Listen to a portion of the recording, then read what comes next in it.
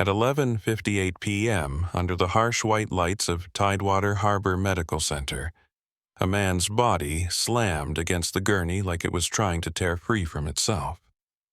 The monitors screamed. Staff moved fast, but you could feel the quiet panic that hits when the system is already broken before the patient even arrives. Then, the CEO stepped into Trauma Bay 3 and did something nobody forgets. He looked at the nurse holding the airway line like it was a rifle in a firefight and said, "Save the patient and I'll resign." Ask yourself this. What would you do if your job, your dignity, and someone's life were all on the same line? Stay with this story and you'll see how real courage works, how power collapses, and how one night can rewrite an entire hospital. If you're watching, hit like and comment where you're watching from. The question hung in the air like smoke after a flashbang. Save the patient and I will resign. And while the monitors kept screaming and the room kept moving, one thing was already clear to everyone in Trauma Bay 3. Men like Carter Blaine never made offers like that for charity. They made them for control. 3 weeks earlier, the hospital had looked almost ordinary from the outside. Tidewater Harbor Medical Center rose out of Norfolk like a gray ship docked too close to the city glass and concrete streaked by salt air security cameras angled down like unblinking eyes. Across the street, traffic rolled past the naval base gates, and every so often a fighter jet cut a hard line through the sky. The building carried itself like a place that took contracts and orders, the kind of place where words like compliance and efficiency were spoken with the same seriousness as heart rate and airway. Hannah Pierce walked through the automatic doors on a Monday morning with a cardboard box tucked against her hip and a worn duffel over her shoulder. She moved with the economy of someone who had learned long ago that wasted motion costs time and time costs people. Her hair was pinned tight. Her scrubs were clean and plain. The shoes on her feet were scuffed in the way veteran nurses recognize immediately the marks of long shifts and fast turns. The lobby smelled like antiseptic and old coffee. A television mounted on the wall played muted news over footage of traffic and storms. A volunteer at the information desk smiled at her and offered a map. Hannah nodded, once polite but already scanning.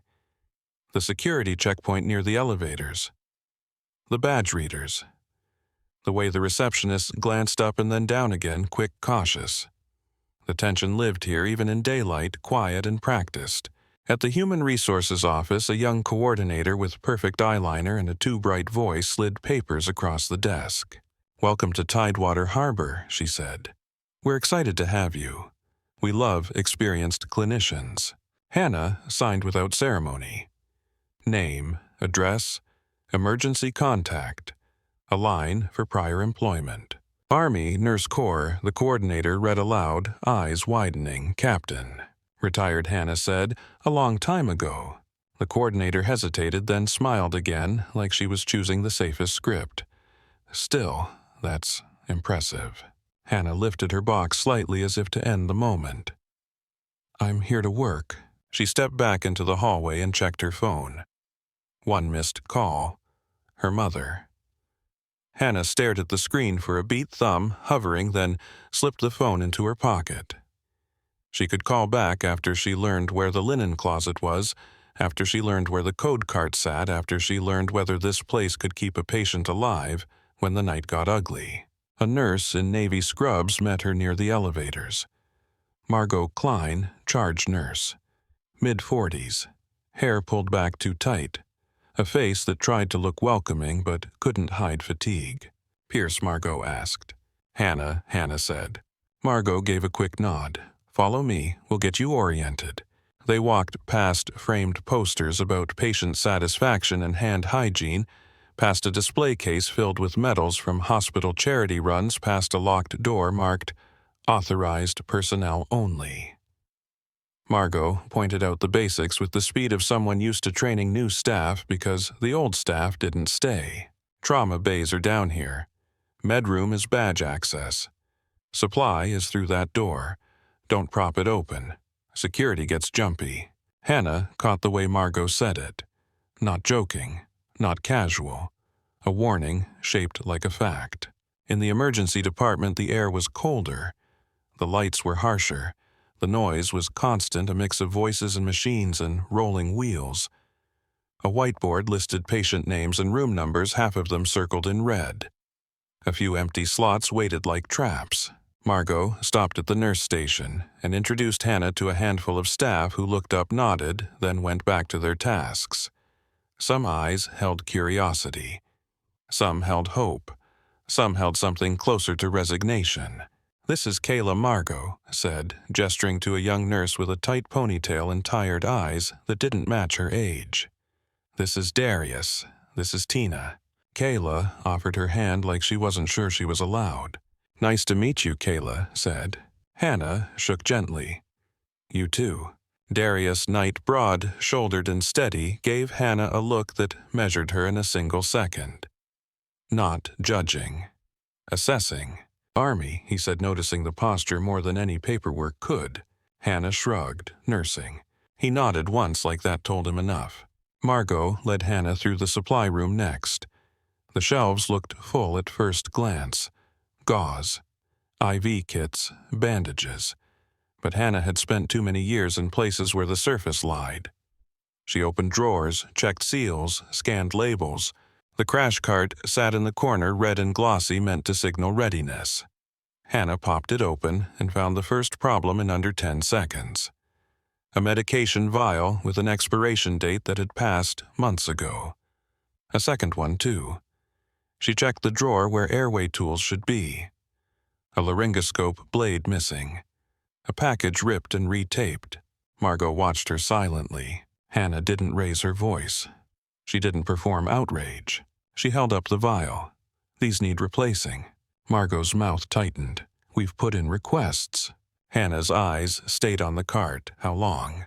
Margot exhaled through her nose. "Long enough." Hannah nodded, not satisfied, not surprised. She slid the vial back into place with care, like she was handling evidence. Margot leaned closer, voice low. "Look, just don't make a big deal out of it. Not yet."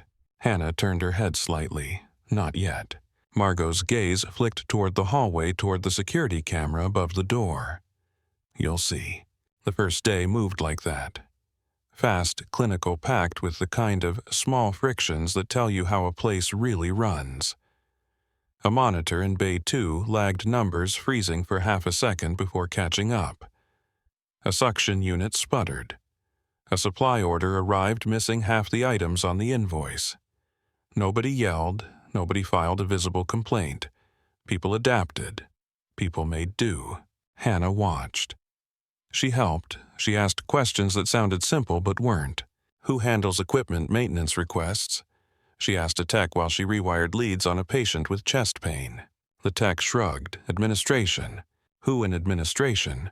He hesitated, then said, "Depends. Usually it goes to facilities.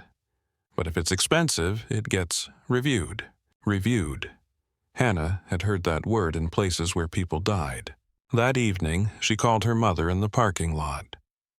The Norfolk air was wet and heavy, the kind of humidity that clung to skin and clothing. Hannah sat in her car with the engine off, hands resting on the steering wheel, and listened to her mother's voice crackle through the speaker. "Hi, sweetheart," her mother said, trying to sound cheerful. "How'd Sint today go?" Hannah asked. "Oh, you know. I watered the plants. I forgot where I put the TV remote. I found it in the freezer." Hannah smiled, but her throat tightened anyway. "That's impressive." Her mother laughed softly. Then the laughter faded into a silence that held too much. "You working nights?" her mother asked. "Some," Hannah said. "They're short-staffed. It's all hands." "Don't overdo it." Hannah stared out at the hospital entrance. Ambulances pulling in. Nurses slipping out for smoke breaks, security walking slow patrols like this place was something that needed guarding from its own people. "I won't," Hannah said, and the lie tasted like metal. The next morning, during her first full shift on the floor, she saw Carter Blaine for the first time. He arrived with a cluster of administrators and a pair of security contractors who walked half a step behind him, eyes scanning corners like they were trained to expect a threat. Blaine wore a tailored suit that looked like it had never seen a wrinkle. His hair was cut close, military precise. His expression was calm in a way that wasn't comforting. It was the calm of someone used to rooms changing shape around him. Margot's posture tightened the moment Blaine stepped onto the unit. A nurse at the station lowered her voice mid-sentence. A resident stopped laughing and looked down at his tablet. Blaine moved with purpose, stopping at bedsides just long enough to be seen to be noticed. He didn't touch patients. He didn't ask how they felt. He asked for numbers. "How long has this patient been waiting for imaging?" he asked, without looking at the patient. 40 minutes, a nurse answered, voice careful. Blaine's eyes narrowed slightly. "Our target is 20. The nurse swallowed. "Radiology is backed up." Blaine smiled thin and polite. "Then we adjust. We always adjust." He stopped near the nurse station and scanned badges. His eyes landed on Hannah. "You're the new hire," he said. "Hannah Pierce," she replied, voice even. His gaze lingered. "Pierce, Army background," retired Hannah said. Blaine's smile widened by a fraction. "That discipline is useful here. Tidewater runs on standards." His tone made standards sound like weapons. Margot stepped in quickly. "Captain Pierce has extensive emergency experience, sir. Trauma pediatrics critical care." Blaine didn't look at Margot. "Good, then she'll have no trouble keeping up." He turned to Hannah. "We do things efficiently. This is not Philadelphia. This is not a teaching hospital where everyone gets a trophy for trying." Hannah held his gaze. "Patients don't care where we learned. They care if we can save them." For a moment, Blaine's eyes sharpened like a scope finding focus. Then his expression smoothed again. "We agree," he said, and moved on. After he left, the unit exhaled as if someone had opened a window. Kayla leaned toward Hannah and whispered, "He always does that." Does what Hannah asked. Kayla glanced around. "Makes it feel like you did something wrong even when you didn't." Darius appeared behind Kayla, carrying a stack of charts. He looked at Hannah, then at the hallway where Blaine had disappeared. "Welcome to Tidewater, Darius," said voice flat. Over the next week, Hannah settled into the rhythm of the emergency department. It wasn't a rhythm she liked, but it was familiar. The steady churn of pain and panic, the smell of blood and disinfectant, the way families clung to hope like it was a handle in a flood. Hannah made small changes where she could. She reorganized the medroom drawers so the critical drugs were within reach. She labeled a shelf in the supply room that had become a junk pile. She cleaned the wheels on a gurney that stuck at the worst moments. None of it was dramatic. It was competence applied like pressure on a wound. People noticed. A janitor named Luis nodded at her one evening and said, "You work like the old days." Hannah wiped her hands on a towel. "That good or bad?" Luis shrugged. "Good." Before the fear. Hannah paused. "What fear?" Luis's eyes flicked toward a camera. "You'll see." She kept seeing it. Not in one big moment, but in dozens of small ones. A maintenance request for the West Hall defibrillator that vanished from the system. Hannah watched Margot submit. It watched the confirmation number appear. Watched it disappear 2 days later, as if it had never existed. Margot didn't swear. She didn't shout. She just stared at the blank screen and rubbed her forehead like she was trying to keep herself from breaking. A nurse named Tina pulled Hannah aside after shift. "Don't put your name on those requests," Tina whispered. Hannah frowned. "Why?" Tina's face tightened. "Because the last guy who did got written up for being disruptive. They said he was creating conflict." "Reporting broken equipment is conflict?" Hannah asked. Tina's eyes went glossy with tired anger. "Here it is." Another day, Hannah saw Kayla get cornered at the nurse station during Blaine's rounds. Blaine held a tablet like it was a verdict. "Explain the seizure escalation protocol." Kayla's fingers trembled slightly as she spoke. "Airway support, administer benzos, call the physician. Prepare for intubation if needed. Monitor oxygen saturation. Check glucose." Blaine lifted a hand. "Stop." Kayla froze. "Your cadence is hesitant. Blaine said loud enough that a patient family waiting nearby turned their heads. If you can't communicate under pressure, you can't function under pressure. Kayla's face flushed deep red.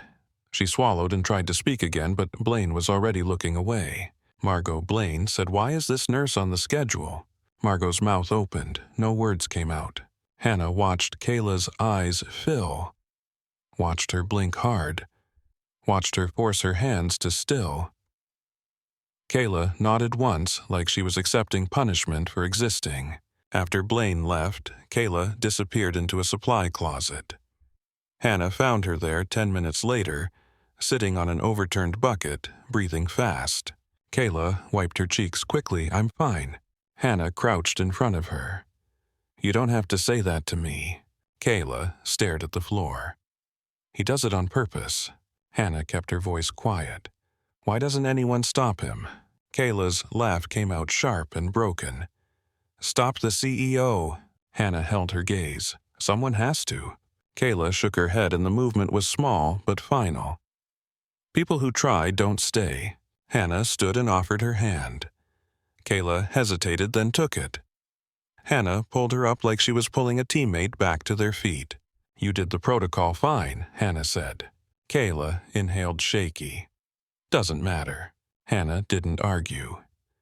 She just walked Kayla back out into the fluorescent light and returned to work, but something had shifted inside her.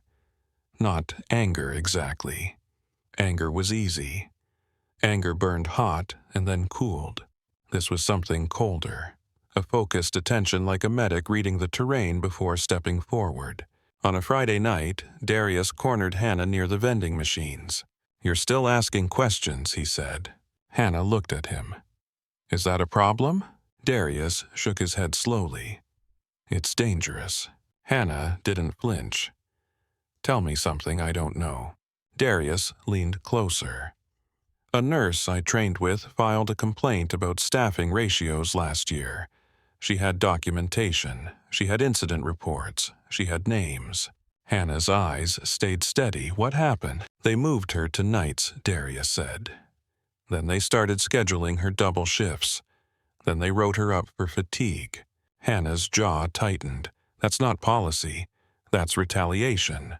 Darius nodded once. "And it works." People stopped talking. Hannah's phone buzzed in her pocket then. She glanced down. Another missed call. Her sister. She didn't answer. Not yet. She finished her shift, drove to her mother's house, checked the locks, checked the stove, checked the pill organizer. Her mother sat on the couch, wrapped in a blanket, a game show playing too loud. "You look tired," her mother said. Hannah kissed her forehead. "I'm fine." Her mother's eyes studied her sharper than Hannah wanted. "That hospital treating you right?" Hannah paused. "It's busy." Her mother nodded slowly like she heard the part Hannah didn't say. "Your father used to say busy is sometimes a cover word." Hannah smiled faintly. He did. Later that night, Hannah sat alone at her kitchen table in her small rental apartment, the kind of place with thin walls and neighbors who argued through midnight. She returned her sister's call. Nora answered on the second ring, voice tired. "Hey," Nora said. "Sorry," Hannah replied. "Work." A pause. "How's Mom?" "She's holding," Hannah said. "How are you?" Nora exhaled. "Same as always. Pain flares when the weather changes. I tried to walk the dog and made it 2 blocks. Hannah closed her eyes for a moment. "I hate that." "I know," Nora said. "So, how's the new hospital?" Hannah stared at the stack of orientation papers on her counter at the hospital badge lying beside her keys. "It's not great." Nora's tone sharpened slightly. "Not great how?" Hannah didn't answer immediately. She heard in her memory the sound of a monitor freezing, the sound of a nurse being humiliated in front of strangers, the way people kept checking cameras before speaking. "Like a place where people have learned to stay quiet," Hannah said. Nora's silence was heavy. "Be careful," she said finally. Hannah's throat tightened. "I am." After the call, Hannah opened a drawer in her kitchen and pulled out a thin folder. It held old paperwork. Medical notes. Emails printed out. A timeline written in her own handwriting. Not a scrapbook. A record. The kind of record you build when you've learned that institutions forget and people pay for it. She didn't flip through it long. She didn't let herself fall into it. She slid it back into the drawer and closed it gently. At work, the pattern kept presenting itself. A patient with a head injury waited too long for a CT because transport was short-staffed. Hannah watched a resident argue with radiology, watched the resident lose, watched the patient's wife sit in a plastic chair with her hands clenched like fists. Hannah moved behind the scenes, found a wheelchair, pushed the patient herself, and said nothing about why she had to. In Bay 1, a cardiac patient needed a backup defibrillator. The primary unit worked, but the backup glitched during testing screen flickering like a dying flashlight. Hannah flagged it to Margot. Margot's eyes were hollow. I know. Hannah lowered her voice. We can't keep using it. Margot looked around. We don't have a choice. Hannah studied her. There's always a choice. Margot gave a short laugh that wasn't humor. Not here. Hannah didn't respond, but her mind kept moving. In the Army, when a supply line failed, you didn't stop asking. You found the source. You found who was making the decisions. You built a case strong enough that the right people had to act. But Tidewater wasn't a forward operating base. It was a hospital with contracts and donors and a CEO who spoke the language of standards while treating people like disposable gear. On another Tuesday morning, Blaine held a staff meeting in the break room. It wasn't really a meeting. It was a briefing. He stood in front of a whiteboard where someone had written patient satisfaction goals and cost targets. His voice was calm and precise, like he was reading from a doctrine manual. We are operating in a competitive environment, he said. Every department will meet benchmarks. Efficiency is patient care. Waste is harm. Hannah stood near the back, arms loose at her sides, watching him watch the room. His eyes moved like he was counting fear. A nurse raised her hand halfway, then lowered it. Blaine noticed. He smiled. Questions he asked. No one spoke. Blaine nodded like silence was proof of agreement. Good. After the meeting, Dr. Ethan Shaw caught Hannah in the hallway. He looked like he hadn't slept in days, but his eyes were sharp. He gestured with his chin toward an empty alcove near the stairwell. Got a second, he asked. Hannah followed him. The alcove smelled like old paint and disinfectant. Shaw spoke quietly. You're not from here. Hannah's mouth twitched. That obvious. He nodded. You move like you still think every corner matters. Hannah held his gaze. Every corner does. Shaw hesitated, then said, Be careful around Blaine. Hannah's eyes narrowed slightly. Why are you warning me? Shaw looked away for a beat. When he looked back, his expression held something close to shame. Because I didn't warn the last person. Hannah waited. Shaw exhaled. There was a physician assistant. Great clinician. She kept pushing equipment issues, staffing, reporting near misses.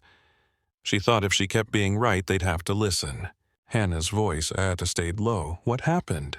Shaw's jaw tightened. They pulled her badge access for an investigation. Claimed she violated protocol. She couldn't work. She couldn't get another job without a reference. She moved. Hannah's hands curled slightly, then relaxed. And you said nothing. Shaw's eyes flicked toward a camera near the ceiling. I have student loans. I have kids. I have a contract with penalty clauses. Hannah stared at him. So your oath is conditional. Shaw flinched like she'd slapped him. Hannah didn't soften it. She didn't sharpen it. She just let it sit between them like a scalpel on a tray. Shaw's voice dropped. You think I don't know how that sounds? Hannah held his gaze. Then, act like you know. Shaw swallowed, and for a moment his eyes looked older than his face. I'm trying to keep my head down. Hannah nodded once. That's how this stays the way it is. Shaw's lips pressed together. He didn't argue. He couldn't. That night, as Hannah clocked out, she passed a wall display near the lobby. A polished plaque listed Tidewater's leadership. Names engraved in gold. Carter Blaine, Chief Executive Officer. Hannah paused, eyes on the letters. Her breathing didn't change, but her posture did, a subtle shift, like a muscle tightening around a wound. She stared for 2 seconds, then turned away and walked out into the humid Norfolk night. Inside the ER, the hours kept stacking. The problems kept repeating. Staff kept adapting. People learned to do dangerous things quietly because loud danger drew attention. Hannah started noticing details others ignored. Which supervisor had access to edit incident reports? Which computer terminals stayed unlocked? Which maintenance logs looked clean in the system but didn't match the sticky notes taped to equipment? She listened in the break room without inserting herself. She watched who spoke freely and who checked the door first. She tracked names the way she once tracked call signs. One afternoon, Margot handed Hannah a chart and said, "Can you take room 9? He's angry." Hannah nodded and stepped into room 9 to find a middle-aged man with a broken wrist and a navy tattoo glaring at the ceiling. "They said it would be quick," he snapped. "I've been here 3 hours." Hannah checked his splint calm and direct. "I hear you." He scoffed. "Do you? Or are you going to give me the same lines everyone gives?" Hannah met his eyes. "I hear you because I've sat in chairs like that with my family. I don't control how many patients come in at once.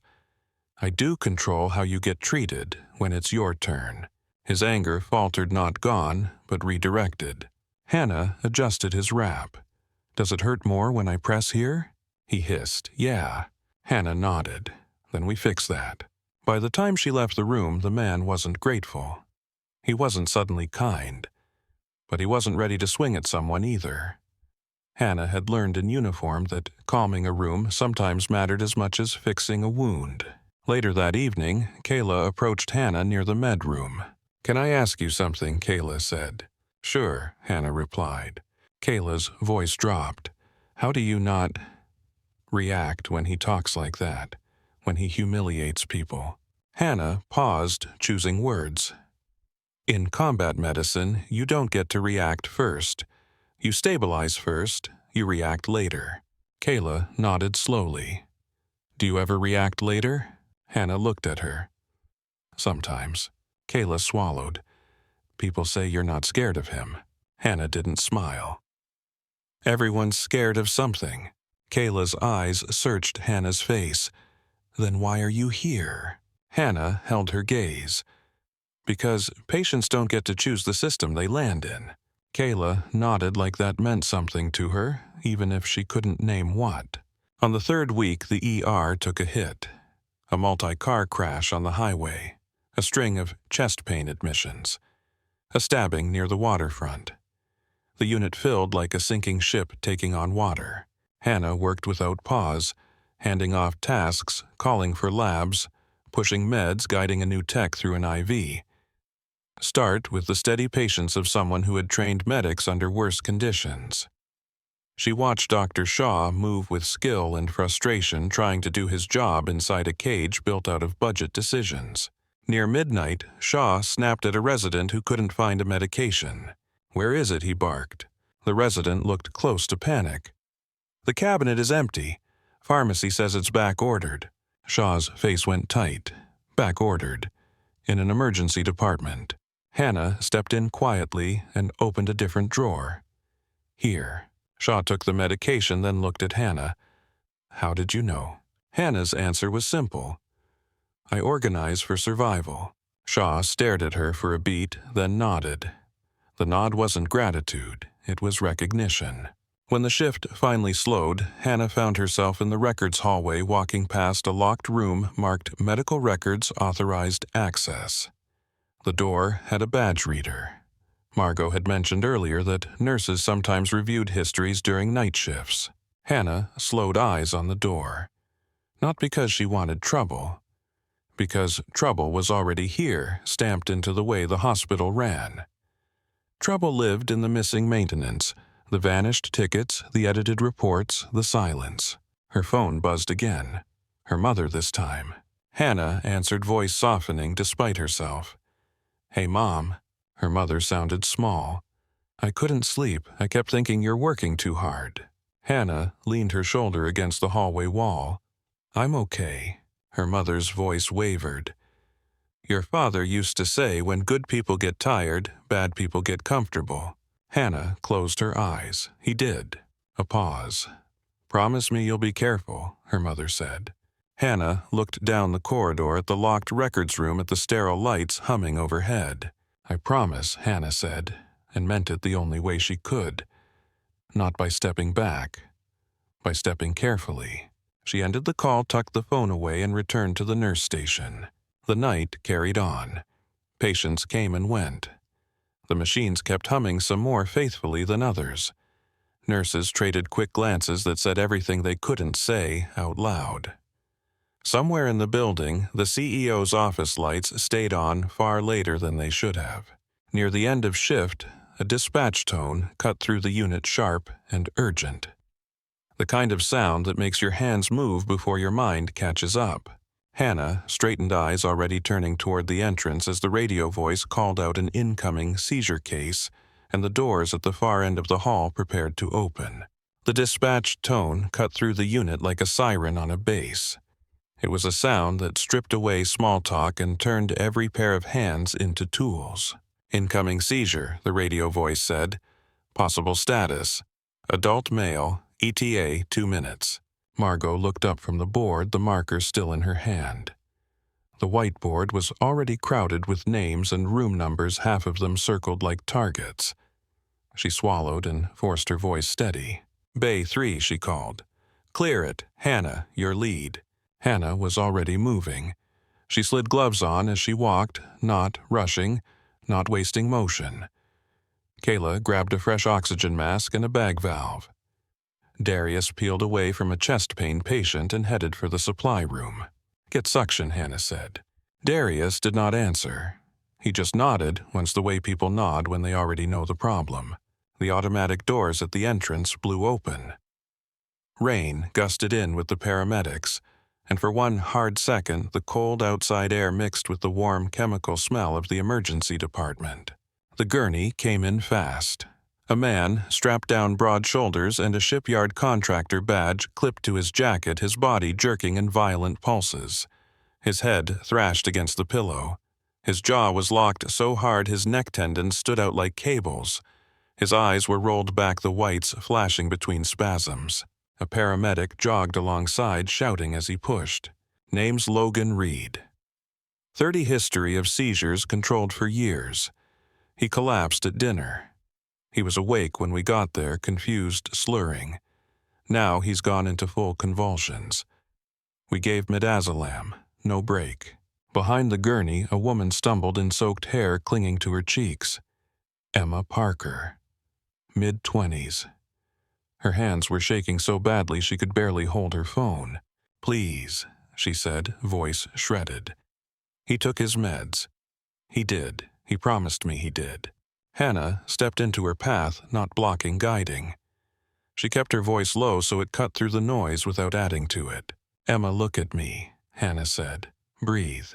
In through your nose. Out slow. Emma tried and failed, then tried again. Hannah held her gaze like a tether. We're taking him to Bay 3. Hannah continued. You can stand right there by that wall. You stay where I can see you and you let us work. Emma nodded, tears and rain mixing on her face. Hannah saw the moment Emma decided to trust her. It was not peace. It was surrender to necessity. They rolled Logan into Trauma Bay 3. The room snapped into motion. Kayla and Tina moved to the head and shoulders. Hannah took the airway position hands, already stabilizing the jaw without forcing it. Margot slid to the side, calling out for a physician. Paging Dr. Shaw, she said. Now! Logan's body slammed again, the bed rails rattling. The monitor cable wobbled as Kayla tried to clip leads to skin that would not stay still. Sats 88 and dropping, Kayla, said voice tight. Hannah's eyes flicked to the monitor. The number froze for half a second, then blinked and changed again like the machine itself was hesitating. Hannah felt anger flare, quick and sharp, and shoved it down. Anger could wait. Airway could not. Suction, she said again. Darius burst in with the portable suction unit. He slammed it onto the counter, hit the power switch. Nothing. He hit it again harder. Still nothing. Darius's jaw clenched. It's dead. Hannah did not look at him. She did not swear. She just absorbed the fact the way you absorb incoming fire. "Bag him," she said. Kayla pressed the mask, trying to seal it while Logan's jaw stayed rigid. Tina squeezed the bag in rhythm, pushing air against resistance. Logan's lips were turning a shade that made the room colder. Dr. Ethan Shaw walked in at a near run, tying his gown as he crossed the threshold. His eyes took in the patient, the failed suction, the freezing monitor, the staff positioned like a unit under pressure. "All right," Shaw said. "Talk to me." Hannah's voice was clean-clipped. "Logan Reed. Known seizure disorder. Benzos given pre-hospital no break. Jaw locked. Airway compromised. Sat falling. Monitor lagging." Shaw's gaze snapped to the monitor. It stuttered again, the waveform glitching like a signal under interference. He glanced at Margot. "Get respiratory in here." Margot's eyes flicked to the phone. "They're covering ICU tonight, too." Shaw's mouth tightened. He turned back to Hannah.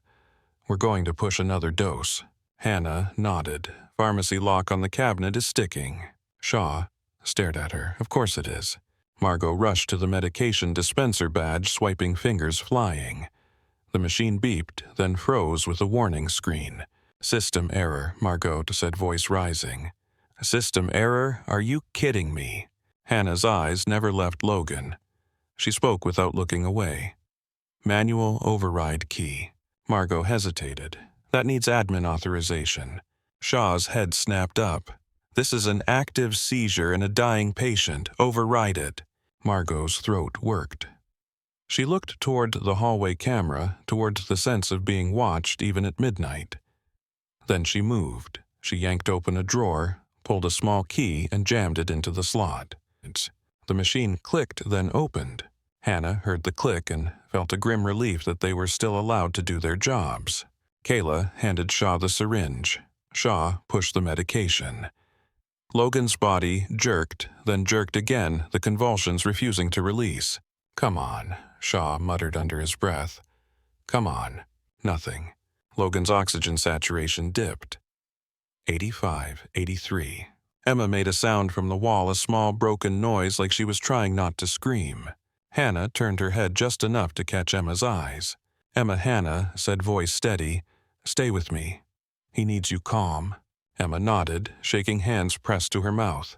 Shaw looked at Hannah. "If we can't break it, we intubate." Hannah's eyes narrowed slightly, not disagreement, calculation. Jaws locked.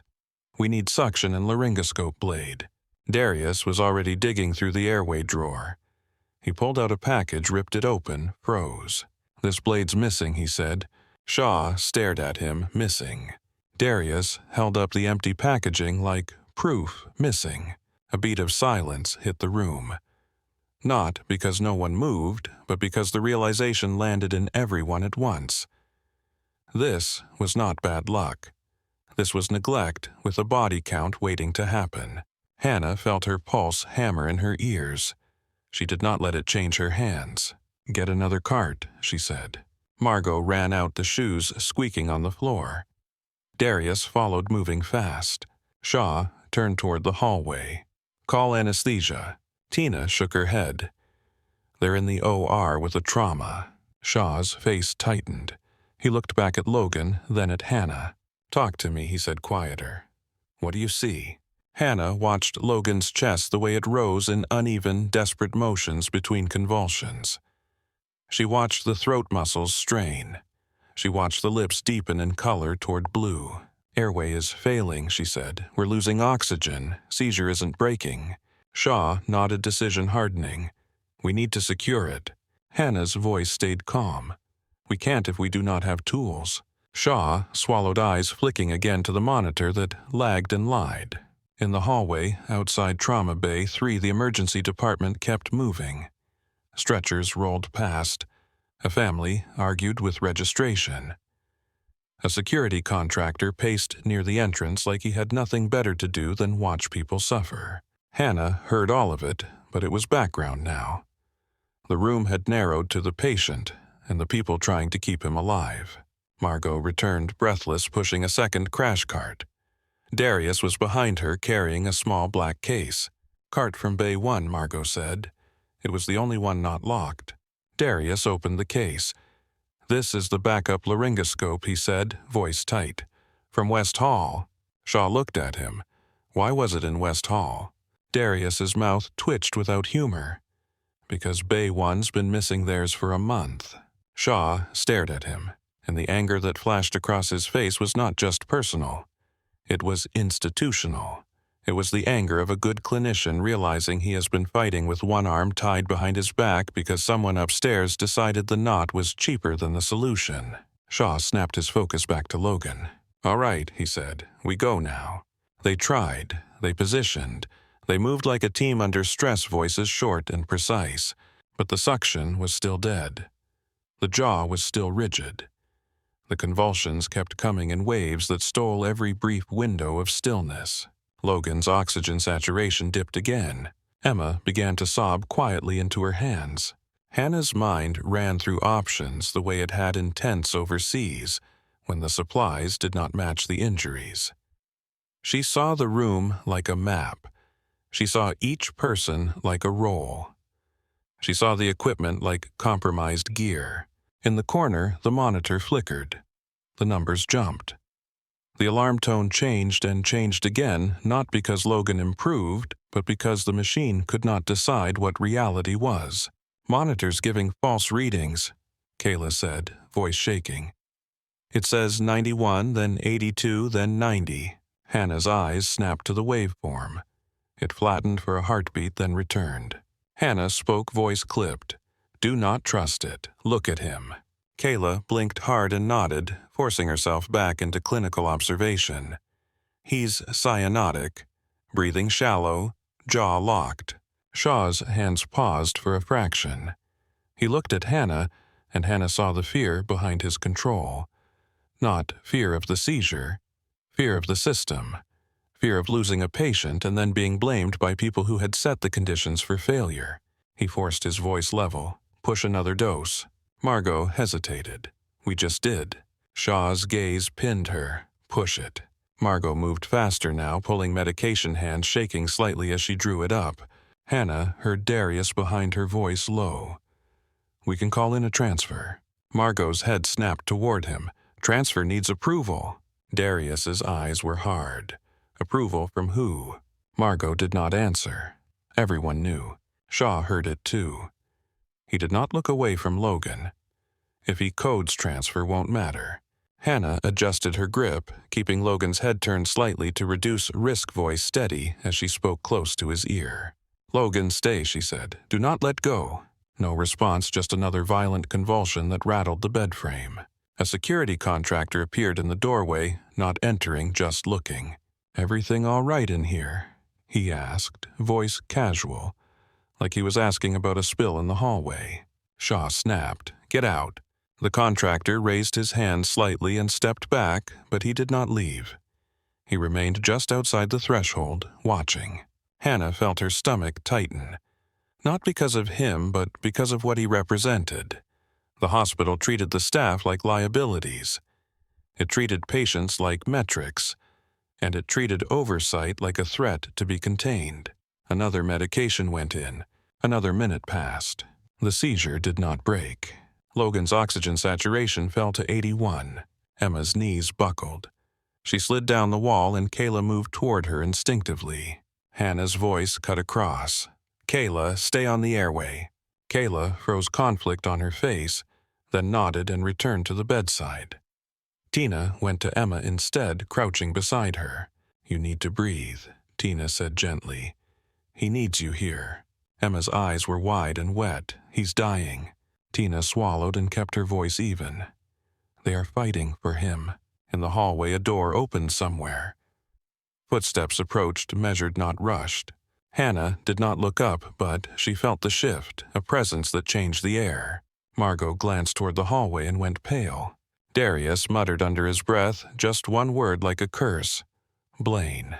Carter Blaine was not supposed to be here. It was nearly midnight. But his office lights stayed on late, and he treated the building like it belonged to him in a way that went beyond employment. He arrived in the emergency department with the same posture he used during morning rounds, as if time did not apply to him. Suit still crisp. Tie perfectly aligned. Hair cut close. The kind of man who wore control like a uniform. 2 security contractors walked behind him, one with a hand near his radio. Blaine stopped outside Trauma Bay 3 and watched through the glass for several seconds. He did not look like a man concerned about a dying patient. He looked like a man evaluating performance.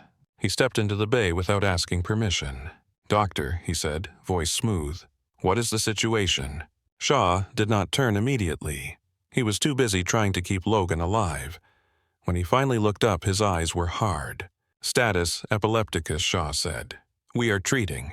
Blaine's gaze slid past Shaw to Hannah at the head of the bed, hands, steady eyes focused.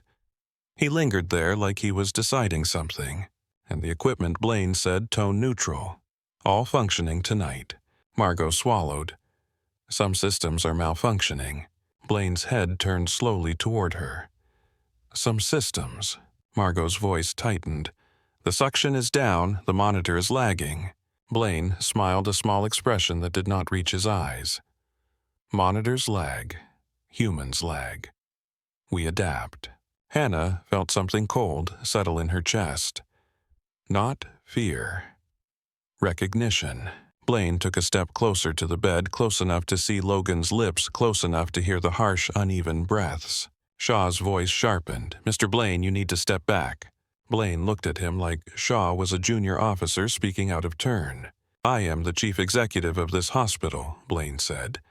"I do not step back from my own department." Shaw's hands tightened slightly.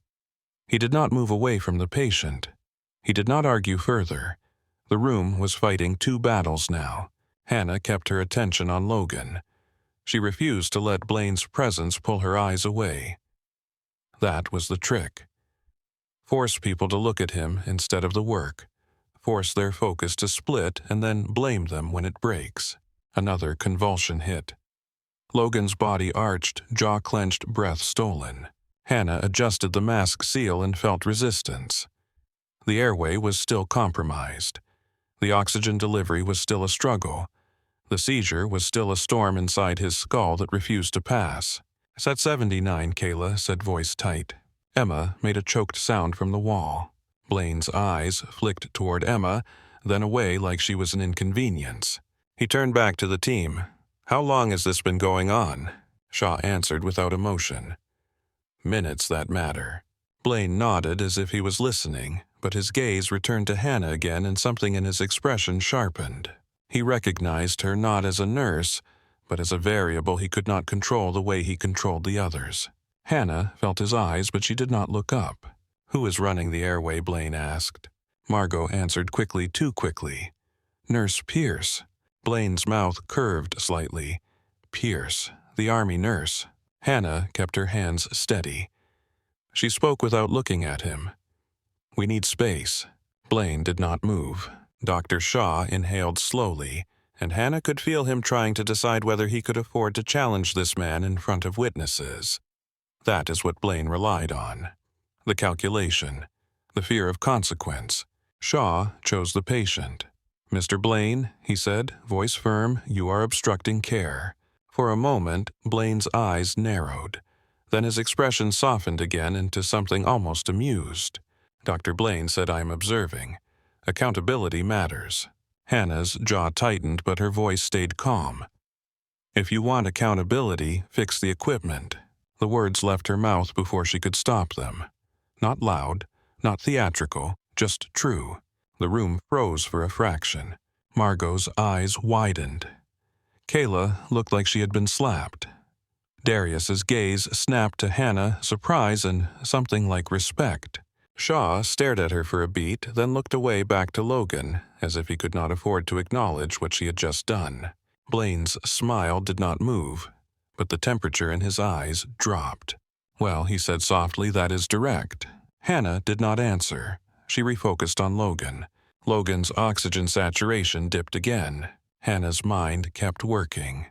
She noted the lockjaw, the compromised airway, the lack of suction, the lagging monitor, the delay in support services. She noted Emma's panic. She noted Kayla's trembling hands fighting to stay competent. And she noted Blaine standing at the foot of the bed, watching the team struggle like it was a lesson. Margot rushed out and back in again, carrying a portable oxygen tank. "This is the last spare," she said. Hannah nodded. "Hook it." They increased oxygen. The number on the monitor jumped upward, then froze, then fell again. "Do not trust it," Hannah said again. "Look at his color." Shaw glanced at Logan's lips, the gray-blue hue that did not lie. "We are losing him," Shaw said, and his voice cracked slightly on the last word. Blaine's head tilted. "Then perhaps you should consider more aggressive measures." Shaw's eyes flashed. Blaine shrugged lightly. "I have board members asking why our emergency department cannot handle routine neurological emergencies." Hannah felt anger rise again, hotter this time. Routine. This was a man convulsing on a bed life, counting down in oxygen percentages, and the CEO called it routine. Hannah spoke voice low. "It would be routine if we had what we reported we needed." Blaine's gaze locked on her. "You keep saying reported." Hannah met his eyes for the first time. It was a mistake in terms of politics, and it was necessary in terms of dignity. Her gaze was flat, unblinking, the way she had looked at senior officers when they tried to pretend logistics did not matter in a war zone. "Yes," she said, "reported." Blaine stared back, and Hannah saw it. He did not hate her because she was competent. He hated her because she was not afraid enough. Another convulsion hit. Hannah turned away, hands already repositioning, doing the work that mattered. Shaw leaned closer to Hannah, voice low. "Can you break this?" Hannah did not answer with certainty. She did not give false comfort. She gave the only thing she had, which was focus. "I am trying," she said. Shaw nodded once, and Hannah felt the weight of that nod. Not approval. Reliance. In the corner, Blaine's phone buzzed once faint vibration against fabric. He ignored it. He wanted the room. He wanted the audience. He wanted control. Logan's body jerked again, then again. His breathing came in shallow gasps between spasms like a runner drowning. Kayla's voice cracked. "We are not getting ahead of it." Hannah felt the smallest tremor in her own hands and forced it down. She had held pressure on bleeding arteries with rounds popping outside. She had spoken to dying men in tents while helicopters shook the canvas. She could hold steady here, too. But this place fought differently. It did not fight with bullets. It fought with missing blades and dead suction, and administrators who treated life-saving tools like optional expenses. Emma stood up from the wall, staggering forward before Tina caught her. "I need to touch him," Emma begged. "Please, just for a second." Hannah's eyes flicked toward her. She did not soften, but she did not harden either. "Not yet," Hannah said. "He needs space to come back." Emma pressed a hand to her mouth and nodded, tears spilling. Blaine watched Emma and looked bored. He looked at the team and looked impatient. "Doctor," he said, "how many minutes before you call it?" Shaw's head snapped up. "We do not call it." Blaine's lips twitched. "Everyone has limits." Hannah's voice cut through the room, quiet and dangerous. "Not tonight." Blaine turned his head toward her slowly. His expression held that same thin smile, but now it had an edge. "Captain Pierce," he said, as if testing how the title tasted. "You seem confident." Hannah did not respond. She did not give him words to twist. Shaw pushed another medication. Logan still convulsed. The air in Trauma Bay 3 grew thick with effort. Sweat. Fear. The mechanical scent of oxygen. The taste of panic that no amount of training removed entirely. Blaine took one step closer to the bed. He folded his arms, posture relaxed, like he was settling in to watch. Hannah's eyes stayed on Logan's face.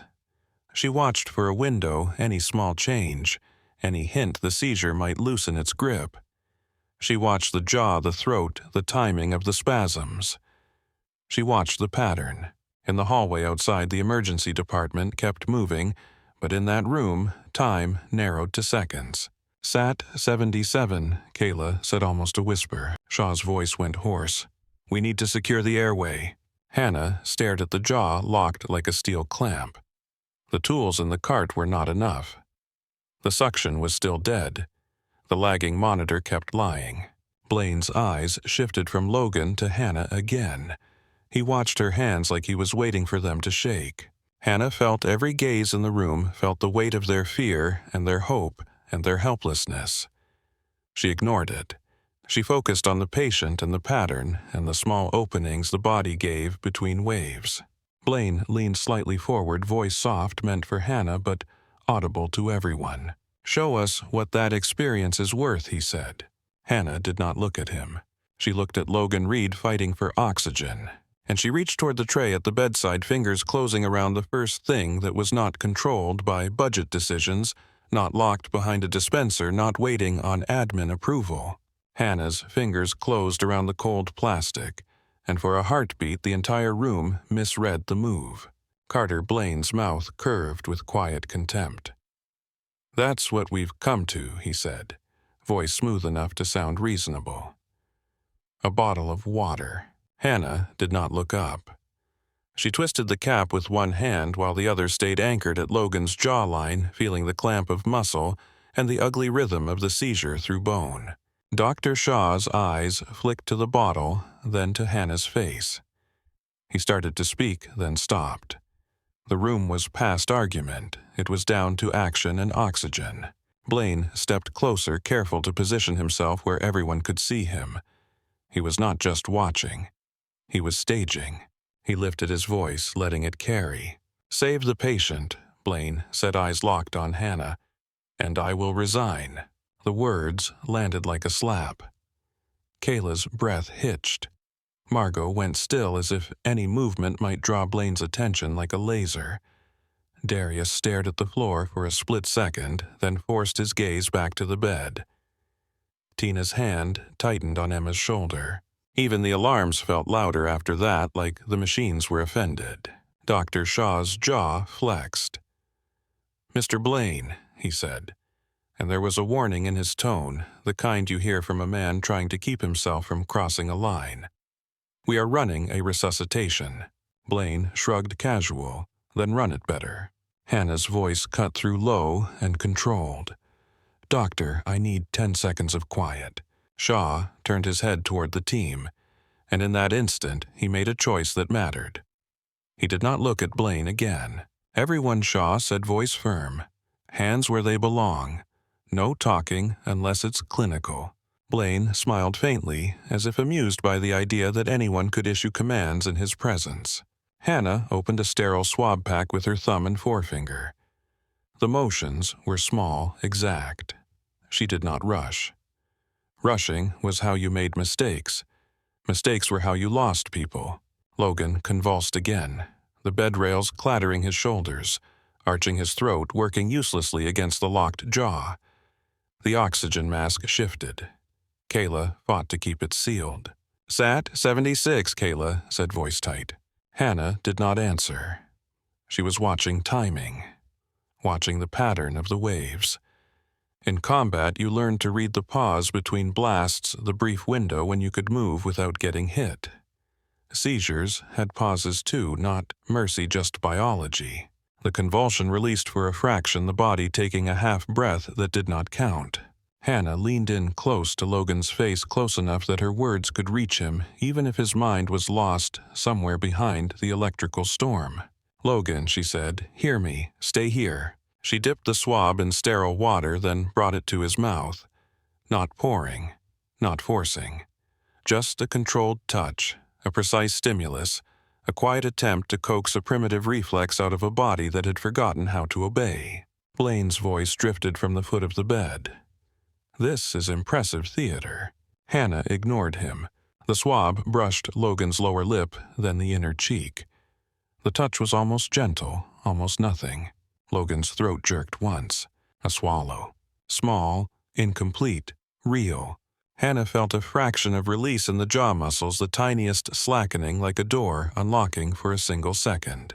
Now, Hannah said. Dr. Shaw moved without hesitation. He was watching her hands. He was watching the opening she created. He did not question it. He did not waste time. Kayla steadied the mask. Tina shifted to improve the head position. Darius reached for an airway adjunct, hands, fast eyes locked on the patient. Hannah adjusted Logan's head angle with a controlled firmness, not dramatic, just effective, creating the cleanest path for air to move. The bag valve squeeze met less resistance. Logan drew a breath that sounded different, deeper, less like drowning. The oxygen saturation flickered on the unreliable monitor. 81, 84. The number froze. Hannah did not look at it. She looked at color. She looked at chest rise. She watched the lips shift from gray-blue toward something closer to human. Again, Hannah said. She waited for the next micro-pause between convulsions, counted it by instinct, and used the swab again, a measured touch. Another swallow attempt, another brief slackening. Shaw leaned in, eyes sharp. "What are you doing?" he asked quietly, not challenging, trying to understand. Hannah kept her voice low, controlled. "I'm giving his brain a cue it still recognizes. One reflex can interrupt another. We just need enough room to breathe." Shaw stared at Logan's jaw, then back to Hannah, and he nodded once like something clicked into place. Blaine exhaled a soft laugh. "So now we are improvising." Hannah's eyes snapped up for the first time since she began. Not angry, not pleading, flat. "This is medicine," she said, "not your performance." Blaine's smile tightened. "Careful." Hannah returned her attention to Logan as another convulsion rolled through him, muscles rigid, breath stolen. Emma made a small sound against Tina's shoulder, half prayer, half panic. Hannah watched Logan's throat, waited. The wave released. She used the swab again. This time the swallow was stronger. Logan's jaw loosened just enough that his tongue was no longer pinning the airway like a choke point. Hannah shifted her hand under the angle of his jaw, applying a steady lift that created space. Kayla kept the mask sealed. Tina squeezed the bag in rhythm, giving the lungs a chance to do their job. The breath that came through was not pretty. It was survival. Logan's chest rose, held, then fell. A second breath followed, smoother than the first. The convulsions began to change. Still violent, but less coordinated, less relentless. The storm was losing its grip. Kayla's voice trembled, his colors improving. Darius glanced at the monitor again, then forced himself back to the patient. "Sat's coming up," he said, even though the machine lagged. "It's trending." Shaw did not celebrate. He stayed on the edge of the bed, eyes scanning, hands ready, voice quiet and firm. "Hannah," he said, "keep doing it. We ride this window." Hannah nodded once. The nod was not agreement. It was a promise. Blaine's arms were still folded, but his posture had shifted. The casual confidence was thinning. He watched the team move in a tight, coordinated circle around the patient, and for the first time the room did not rearrange itself to accommodate him. The room belonged to the work now.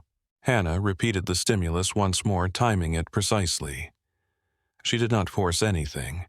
She simply kept offering the body a path back to function, one breath at a time. Logan's throat moved again. Another swallow, another breath. The convulsions shortened. The rigid arch eased. The violent tremors softened into smaller shakes. Emma's eyes widened.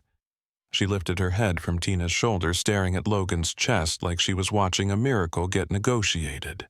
Dr. Shaw murmured, "Come on," under his breath. Not to anyone in the room, but to the patient, to the universe, to the part of medicine that felt like war and prayer at the same time. Logan's oxygen saturation crept upward again. 88, 91. This time it held longer before the monitor stuttered. "Look at him," Hannah said, voice steady. Not the machine. Shaw did. His gaze locked on Logan's lips, the chest rise, the tension in the neck muscles. He watched a deep breath push through the first one that looked controlled instead of stolen. Then the seizure shifted again. Not gone, but breaking. The spasms came smaller, less rhythmic, like the storm was running out of fuel. Blaine's smirk vanished. It did not fade. It disappeared, as if someone had wiped it off his face. He uncrossed his arms without realizing it. His hands hung at his sides, fingers flexing slightly. Margot's eyes glistened with something like disbelief. Kayla's mouth parted a silent inhale of relief. Darius exhaled hard through his nose, like he had been holding his breath for minutes. Hannah's focus did not change. The patient was not safe yet. This was a turning point, not an ending. Logan's eyes fluttered once unfocused. His jaw loosened further. The mask seal improved naturally without anyone fighting the anatomy. Logan, Hannah said softly, "Stay with me." His eyelids trembled again. A faint sound came from his throat, not speech, just presence. Dr. Shaw's voice shifted quiet but charged. "He's coming out." Kayla blinked fast, tears gathering but not falling. She kept her hand steady, like she was determined not to waste the moment on emotion. Emma made a broken sob that turned into a laugh she did not recognize as her own. Tina kept her arm around her, grounding her without taking her eyes off the patient. Hannah lifted the swab away and set it down. She did not need it now. The airway was open enough. The body was remembering. Shaw leaned close to Logan's ear. "Logan," he said, "you're in the hospital. You're safe." Logan's eyes opened barely. They were glassy lost, but they were open.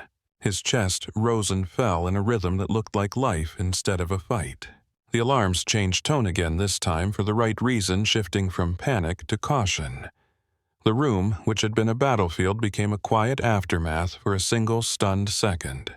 Blaine stood at the foot of the bed and stared at Logan like he could not accept what he was seeing. His gaze snapped to Hannah, and something ugly moved behind his eyes. Not respect, not gratitude, calculation. He tried to recover control with words. "Well, Blaine," said, voice clipped, "looks like competence still exists on my payroll." Shaw's head turned sharply. "Not yours," he said before he could stop himself. Silence slammed down. Margot froze. Kayla's eyes widened. Darius looked at Shaw like he had just stepped onto a landmine. Blaine's expression hardened. "Excuse me." Shaw's throat worked. His eyes flicked to Logan, then back to Blaine. He was trying to pull himself back inside the narrow, safe corridor he had lived in for years. He failed. "That man is alive because the team did our jobs," Shaw said, voice low. "In spite of this place, not because of your budget." Blaine's jaw tightened. He took a step toward Shaw. The air in the room sharpened. Hannah spoke, voice steady, not loud. "Step back." Blaine's head turned. "What did you say?" Hannah did not flinch. "You are not clinical staff. You are obstructing care. Step back." For a second, Blaine looked like he might explode. His eyes moved around the room, searching for fear, for someone to restore the hierarchy by looking away. He found none. Not because they were brave. Because they were tired. Because they had watched a man nearly die. Because they had seen competence win a battle the system tried to lose. Blaine's phone vibrated in his pocket, a soft buzz that sounded louder than it should have in the sudden quiet. He ignored it. It buzzed again, longer this time, persistent. Blaine's eyes flicked down. His face tightened. He pulled the phone out and glanced at the screen. A third vibration hit quick and urgent. He stared at the incoming call, then looked up again, trying to pretend it did not matter. Hannah did not look at him. She leaned closer to Logan, checking his breathing, watching his pupils, tracking the subtle signs that told her whether the storm might surge again. Kayla's voice came out small. "His SAT's 94. Hannah nodded once. "Good, keep oxygen steady." Shaw's shoulders eased a fraction, but he stayed near the head of the bed, ready eyes on Logan like he had learned a new kind of faith in the last 3 minutes. Emma took a half step forward, trembling. "Can I?" she started. Hannah glanced at her. "One touch, gentle. Do not pull him." Emma nodded hard. She reached out and touched Logan's hand with 2 fingers as if he might shatter. Logan's fingers moved weakly, then curled around hers. Emma's face crumpled. She bowed her head over his knuckles, silent tears dropping onto the sheet. Blaine watched that human moment with a detached expression, then looked back to Hannah as if he needed to reclaim the narrative. He lifted his phone slightly. "I have calls," he said, tone stiff.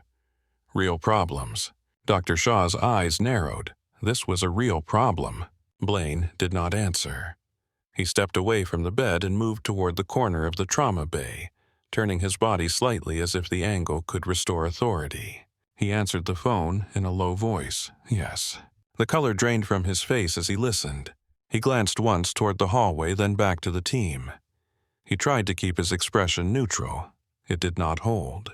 Hannah continued working, documenting vitals, adjusting the oxygen, watching Logan's breathing settle. She did not celebrate.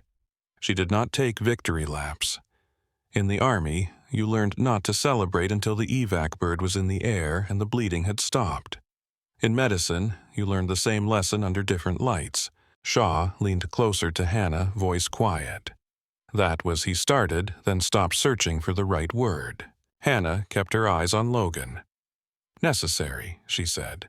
Shaw nodded once. "I should have thought of it." Hannah's voice stayed even. "You were thinking like a doctor in a system that wants clean protocols. Sometimes the body only gives you messy openings." Shaw looked at her, and the weight of years sat behind his eyes. "How long have you been doing this?" Hannah did not answer with a resume. She answered with the truth that mattered. Long enough to know when people are dying because of neglect. Margot approached, face pale. "Respiratory is on the way," she whispered as if the words might wake a sleeping threat. Hannah nodded. "Good." Kayla stared at Hannah like she was seeing her for the first time. "You didn't even blink," Kayla said, voice shaking. Hannah glanced at her. "I blinked, just not when it mattered." Kayla swallowed a laugh that was half relief, half disbelief. In the doorway, the security contractor shifted, uncertain now. He looked from Blaine to Shaw to Hannah, trying to decide where power lived. Blaine ended his call abruptly, thumb stabbing the screen. His breathing had changed. Shallow, tight. He looked toward the hallway again, and this time his gaze held something like fear. A radio crackled outside the bay. A different cadence than the usual ER chatter. Clipped, formal, urgent. Margot's head lifted slightly as if she could hear it through the glass. Blaine moved toward the door, fast, trying to intercept whatever was approaching before it entered his space. As he stepped into the hallway, Hannah caught a glimpse through the doorway window. Two figures at the far end of the corridor, walking with purpose, not rushing, not hesitating. Suits, badges visible on lanyards, the kind of posture that did not ask permission. Behind them, elevator doors opened. More people stepped out, faces set moving like a decision had already been made. Hannah turned her attention back to Logan, anchoring herself in the only mission that mattered in that moment. Logan's breathing held steady. His grip on Emma's hand tightened slightly. In the corner of the room, the monitor hummed a calmer tone, and for the first time all night the sound felt like something you could trust. Blaine stepped into the hallway like he could stop momentum with posture alone. The corridor outside Trauma Bay 3 was bright and narrow, lined with supply carts and framed posters about patient satisfaction. The air still carried the metallic bite of oxygen and the sharp tang of antiseptic. At the far end, two people in suits advanced with the steady pace of professionals who did not need to raise their voices to be obeyed. Their credentials hung visible at chest height. Their eyes moved like scanners taking in exits, cameras, staff security. Behind them, the elevator doors opened again. 3 board members emerged, jackets thrown on in a hurry, hair not quite set, faces drawn tight with fatigue and anger. The kind of anger that had been building for a long time and finally found a target. Blaine lifted his chin and put on his executive tone. "This is a restricted clinical area," he said. "You can leave your contact information with administration." The lead investigator stopped at a respectful distance. She was in her 50s, steel gray hair pulled back, expression controlled in the way prosecutors learn to wear. Her badge caught the overhead light as she raised it slightly, not for show, for clarity. Mara Sloan, she said. Virginia Board of Medicine Investigative Unit. This is not a courtesy visit, Mr. Blaine. Blaine's jaw tightened. You are interrupting patient care, he said. Mara's eyes flicked past him through the glass to the trauma bay, where the team still moved around the bed. She did not flinch. Patient care has already been interrupted, she replied. Repeatedly. By decisions that are documented. One of the board members stepped forward. Harold McAllister, chair. Late 60s. His tie was crooked and his eyes were bloodshot like he had been staring at screens all night. Carter Harold said, voice flat, "You are coming upstairs. Now." Blaine turned toward him, startled for half a second before the mask returned. "Harold, it is 1 a.m, Blaine said. "If this is about operational concerns, we can schedule a review." Harold's mouth tightened. "This is not a review." A second investigator, younger, held a tablet against his chest. He tapped once and the screen lit with a timeline of entries and files. He did not speak yet. He did not need to. The presence of organized evidence had its own weight. Blaine tried to pivot. He turned his head slightly toward the security contractors lingering near the hallway entrance. "Clear the corridor," he said. The contractors hesitated. Their eyes flicked to Mara's badge, then to Harold, then back to Blaine. In that pause, Blaine felt it. The first slip. Authority was a ladder, and tonight people were checking who held the higher rung. Mara held her ground. "Mr. Blaine," she said, "we have a formal complaint filed 3 days ago. It includes documentation of safety violations, altered records, and retaliation. Your board requested our immediate presence." Blaine's face went still. Anonymous complaints are common. Disgruntled staff will say anything. Mara's tone did not change. "We do not mobilize at 1 a.m. for noise. We mobilize for patterns." Harold looked at Blaine with something close to disgust. "We have been reviewing the evidence for 6 hours, Harold said. 6 hours of things you told us were impossible. 6 hours of files you insisted did not exist." Blaine's eyes flashed. "This is a breach. Someone stole internal documents." Mara's gaze was steady. "Then you should be eager to explain why those internal documents match your maintenance logs, your email threads, and your access records." Blaine's phone buzzed again in his hand. He looked down and forced a smile that did not hold. He took a half step toward Mara as if proximity could intimidate. "I have counsel," he said. "You will speak to them." Mara nodded once. "You can contact counsel. You are still coming upstairs." Harold stepped closer. "Carter, you do not run this meeting." Blaine opened his mouth, then closed it. He looked past them toward the trauma bay, as if he might retreat into clinical chaos and use it as cover. Inside the bay, the atmosphere had shifted. The alarms were no longer screaming. They hummed a cautious rhythm. Dr. Ethan Shaw was still at the head of the bed, shoulders tense but easing. Hannah Pierce stood near Logan's airway, watching chest rise, color pupils, the small signs that mattered more than numbers on a lagging screen. Emma Parker sat on a chair by the wall with Logan's hand in hers, crying quietly into her sleeve, the kind of crying that came after terror. Respiratory therapy arrived breathless, wheeling a functioning suction unit like it was a victory in itself. The therapist looked at the dead portable suction on the counter and did not ask questions.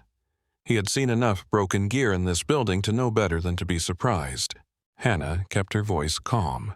"Do not oversuction," she said. "He is still post-ictal, gentle." Dr. Shaw nodded. "Keep him on oxygen. Monitor neurostatus. Labs now." Margot Klein moved like a person walking through glass, still shaken by how close they came. She started the documentation, fingers flying, eyes darting to the hallway where power was colliding. A hospital security lieutenant appeared at the doorway. Frank Delgado, older, actual hospital staff, not contractor. He lifted his radio to his ear, listened, then looked at Hannah and Dr. Shaw. "Board and state investigators are on site," he said quietly. "Conference room, 4th floor." Dr. Shaw's eyes flicked toward the hallway. He looked back at Logan, then at Hannah. "You have him," Shaw said. Hannah nodded once. "Go." The word was not permission. It was command and support in the same breath. Shaw took a slow inhale like he was bracing himself for something he had avoided for years. He peeled his gloves off, dropped them into the biohazard bin, and stepped out of the bay. As he passed Blaine in the corridor, Blaine's eyes snapped to him, sharp and warning. "Dr. Blaine," said voice low, "remember who signs your contract." Shaw stopped. His hands curled slightly, then relaxed. He looked at Blaine, and his voice came out quiet. "I just watched a man almost die because our equipment does not work," Shaw said. "So tonight I am remembering something else." He walked past. Blaine stared after him stunned, then recovered and turned back toward Harold and Mara. "This is inappropriate," Blaine said. "You are creating panic." Harold's eyes did not blink. "You created it. Now you are going to sit in it." Mara stepped aside slightly, allowing the corridor to move, not making space for Blaine, making a path for the process. Blaine straightened his tie like armor and walked. The board members flanked him not as allies, as containment. The investigators followed their pace, measured their silence louder than argument. They took the elevator up. The fourth-floor conference room had been transformed into a command post. The long table was covered with binders, printed reports, tablets, and labeled folders. A projector was ready. Coffee cups sat half-full, forgotten. The room smelled like paper and fatigue, like a place where people were doing hard math on human consequences. Harold stood at the far end, not in his usual polished composure. His hands rested on the table as if he needed a physical anchor. Mara Sloan took a seat on one side with her team. Another board member sat beside Harold, a woman named Patrice Holloway, legal counsel for the hospital. Her hair pulled back in a tight knot. Eyes narrowed as she scanned documents she had not wanted to believe were real. Blaine walked to the head of the table as if it belonged to him. Harold spoke before he could sit. "Not there," Harold said. Blaine froze. "Excuse me." Harold's voice was controlled, but it carried the authority of a verdict. "Sit there," he said, pointing to a chair on the side. "You are not chairing anything tonight." Blaine's face tightened. For a second it looked like he might refuse. Then he saw the room. The investigators, the board, the tablets lit with files, the posture of people who had stopped being afraid. He sat. Mara opened a folder and began without flourish. "Mr. Carter Blaine." She said, "This meeting is being documented. You are being advised that obstruction of an active investigation can carry penalties under state law." Blaine forced a thin smile. "I am cooperating." Mara's gaze did not move. "We will determine that." She lifted a printed report and read voice even. "Equipment failures documented over 26 months. Defibrillator malfunction in West Hall reported repeatedly and kept in service. Monitoring systems that failed safety audits. Medication dispensing system errors. Maintenance tickets closed without repair. Incident reports edited and replaced. Patient complaints entered and then removed from the record." Blaine leaned back, posture composed. "These are operational decisions," he said. "Every hospital manages costs. We do not have unlimited funds." Patrice Holloway looked up sharply. "Cost is not a defense for falsifying records." Blaine's eyes flicked to her. "That is an accusation." Mara slid a tablet across the table. The screen showed an email chain.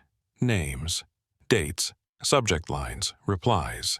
"You received a message marked urgent from your head of nursing 14 months ago," Mara said. "It details equipment failures and patient safety concerns.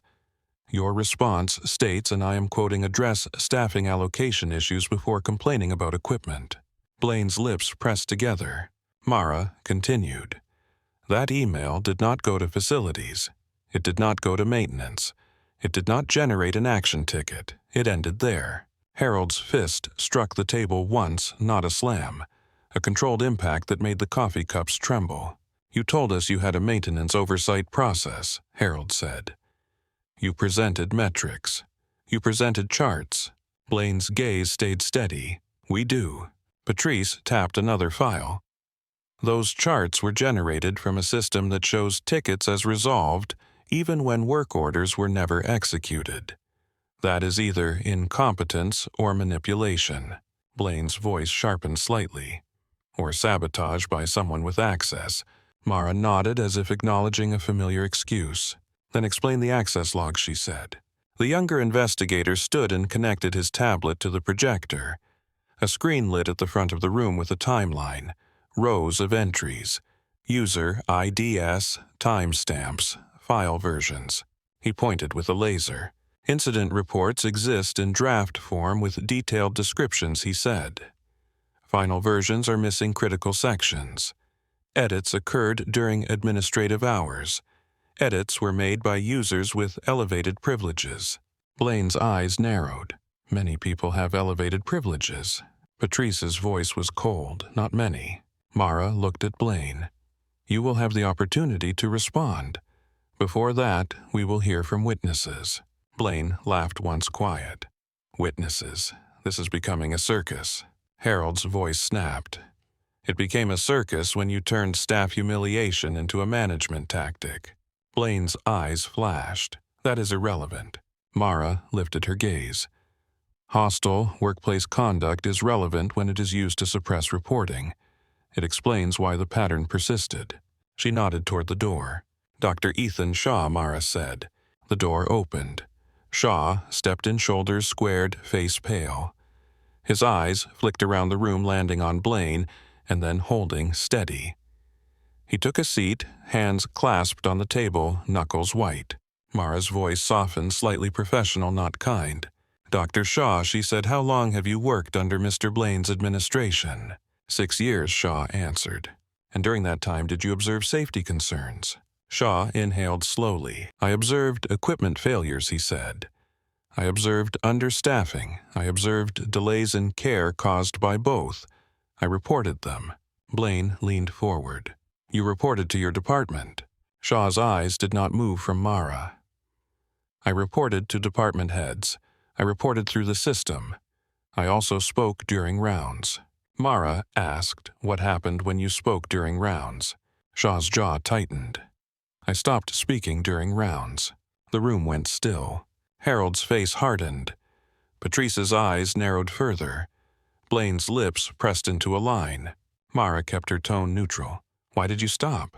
Shaw's voice came out low. Because I watched what happened to people who did not stop. Blaine's chair creaked as he shifted. Mara asked, give an example. Shaw's gaze flicked toward Blaine, then back. A physician assistant raised concerns about staffing ratios and near misses, Shaw said. She filed reports. She documented delays. Her badge access was pulled for an investigation. She could not work. She left. Blaine's voice cut in. That person violated policy. Shaw's eyes snapped to him. So did the system that let patients suffer because equipment was not repaired. Mara lifted a hand slightly. Dr. Shaw, have you experienced pressure to minimize or not document incidents? Shaw hesitated. His throat worked. Yes, he said. The single word landed hard. Mara nodded once. Thank you. Please remain available. Shaw sat back, breathing shallow as if he had been holding that confession in his body for years, and it hurt to release it. Mara called the next witness, Kayla Wells. The young nurse entered slowly, shoulders stiff, eyes red but focused. She sat down and folded her hands tightly in her lap. Mara asked Kayla, describe your interactions with Mr. Blaine during executive rounds. Kayla swallowed. He quizzes people, she said. Not to confirm safety. To catch mistakes. He does it in front of patients, in front of families. If you hesitate, he makes it about your competence. Blaine leaned back, expression bored. Accountability. Kayla's voice shook, then steadied. He humiliated me for hesitating. Then I received a write-up for professionalism. My supervisor told me to stop drawing attention. Mara asked, did you file safety reports? Kayla nodded. I did, one about a monitor lagging, one about suction not working. Mara looked down at her file. Your report about the suction unit was logged and then closed within 24 hours. The work order shows no technician visit. Kayla's eyes widened. Because nobody came. Blaine's lips twitched. We cannot respond to every complaint. Patrice's gaze cut toward him. A broken suction unit in an emergency department is not a complaint. It is a hazard. Mara called the next witness, Darius Knight. Darius entered with the steady posture of a man who had been watching things break for a long time and finally stopped pretending he could ignore the cracks. He sat, looked at Blaine once, then kept his gaze forward. Mara asked Mr. Knight, "How long have you worked at Tidewater Harbor?" 7 years, Darius said. "Have you reported concerns about medication errors or understaffing?" "Yes." What was the response? Darius's mouth tightened. "I got a written warning for creating a hostile work environment." Harold's eyes narrowed. "For reporting medication errors." Darius nodded. "That is what the paper said." Mara asked, "Do you recognize this?" She slid a printed screenshot across the table. It showed a maintenance ticket. A defibrillator fault report, closed, resolved, no service note. Darius stared at it. "That is the West Hall unit," he said. "We flagged it for weeks. It glitched during checks. We kept asking for a replacement. They told us we were being anxious." Blaine's voice was sharp. "You are not qualified to determine equipment status." Darius's eyes lifted, controlled but hard. "I am qualified to recognize when it fails during testing." Mara nodded. "Thank you." Witness after witness followed. A respiratory therapist who described arriving to find missing parts. A technician who admitted he was told to prioritize inexpensive fixes. A nurse who described being moved to nights after asking about staffing ratios. Margot Klein, charge nurse who walked into the room like she was carrying a weight strapped to her chest. Margot sat down, hands shaking slightly as she placed them on the table. Mara asked her gently, "Ms. Klein, have you submitted maintenance requests?" Margot nodded. "Yes." "Do you have any reason to believe those requests were suppressed?" Margot looked toward Blaine. She looked toward Harold. She looked toward Patrice, and her eyes filled with tears she refused to let fall. "Yes," she said. Blaine's voice came out flat. "On what basis?" Margot's breath hitched. "Because I watched them disappear." Mara asked, "Describe what you mean." Margot swallowed.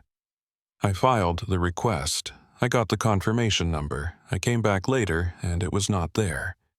It happened more than once. When I brought it up, I was told to focus on morale." Blaine's eyes narrowed. "You are alleging system errors." Margot's voice rose for the first time. "No. I am alleging somebody with access deleted them." Silence. Harold looked down at the papers in front of him, then up at Blaine, and his expression shifted from disbelief to something colder. Acceptance. Not of Blaine's explanation of the reality. Mara leaned forward slightly. "Mr. Blaine." She said, "This is a pattern. It is not one error. It is not one unhappy employee. It is the same mechanism repeated across months." Blaine's voice stayed smooth, but there was strain beneath it now. "Even if there were issues, you are discussing internal administration. This does not justify storming my hospital at 1 a.m. Patrice's response was immediate. "A patient nearly died tonight." Blaine turned toward her. "That is speculative." Harold's eyes flashed. "We received a message from the emergency department. A seizure case, equipment failures, you were present." Blaine's throat worked. "I was observing." Harold leaned in. "Did you tell staff to save the patient, and you would resign?"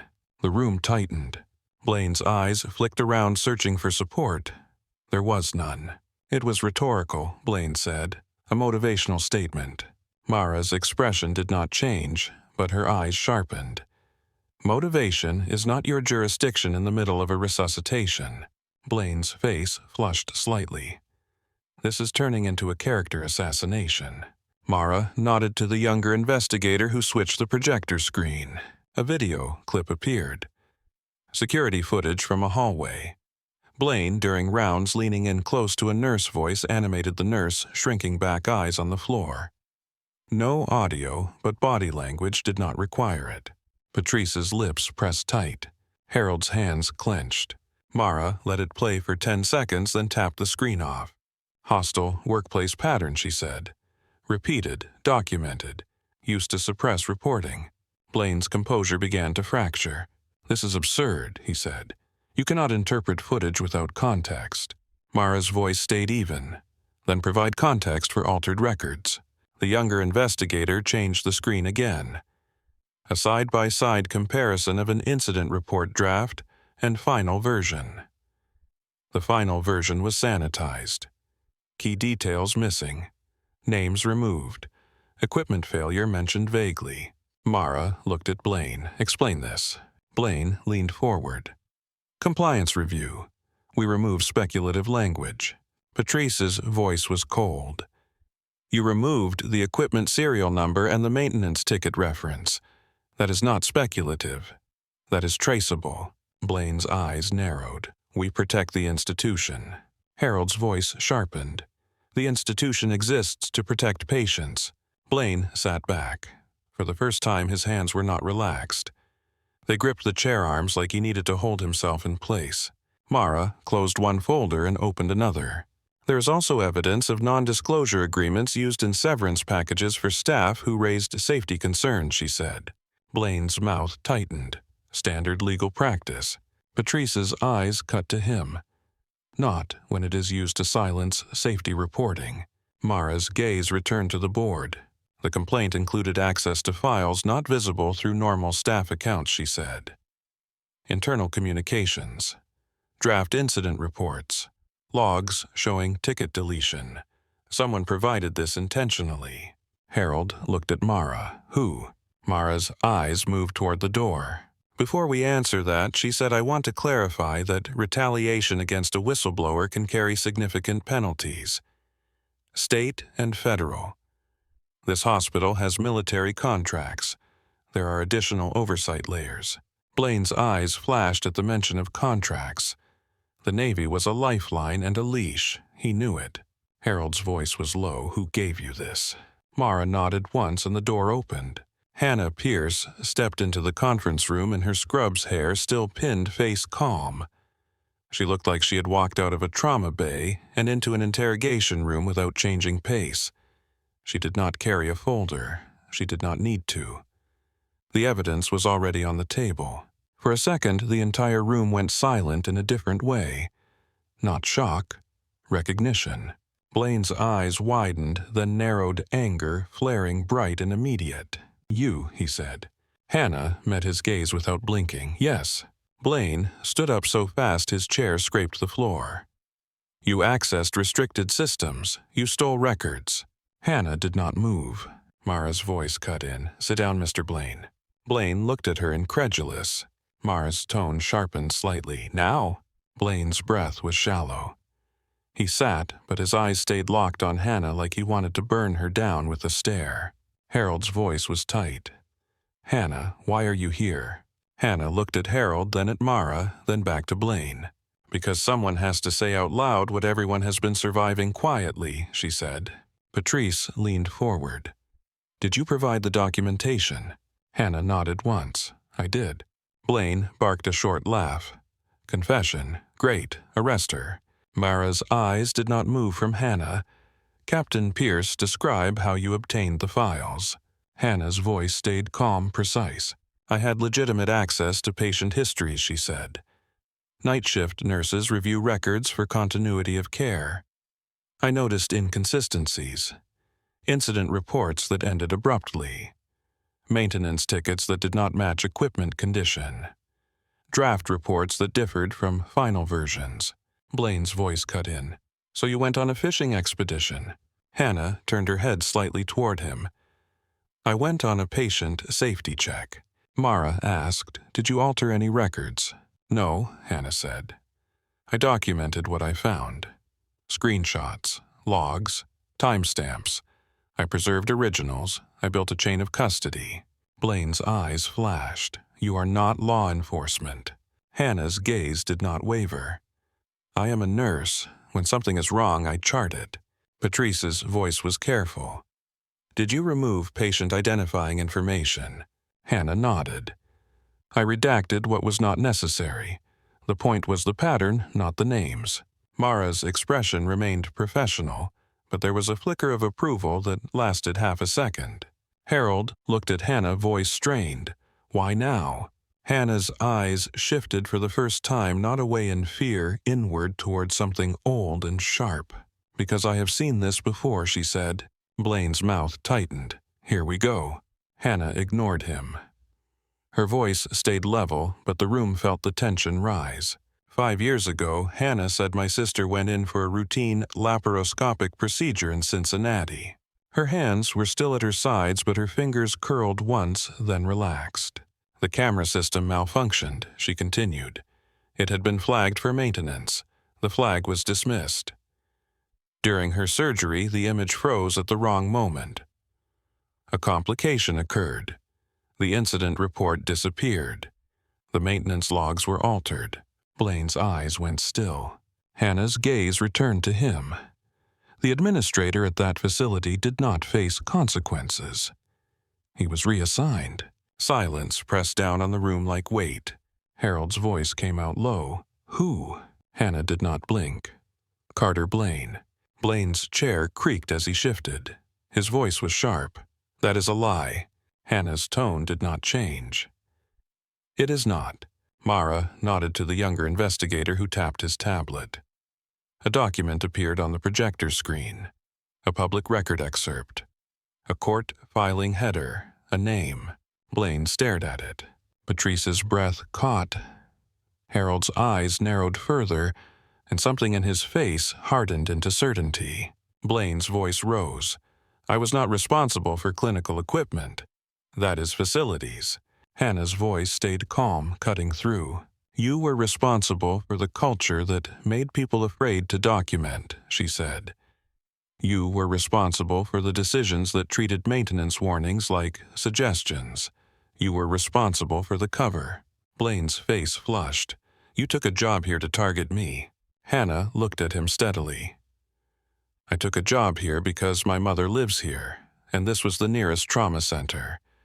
I did not come to target you. I came to work. She paused just long enough for the next words to land. Then I saw the same pattern, she said. Different city, same mechanism, same fear, same missing repairs, same edited reports. Blaine's eyes narrowed. So you decided to play hero. Hannah's voice was quiet.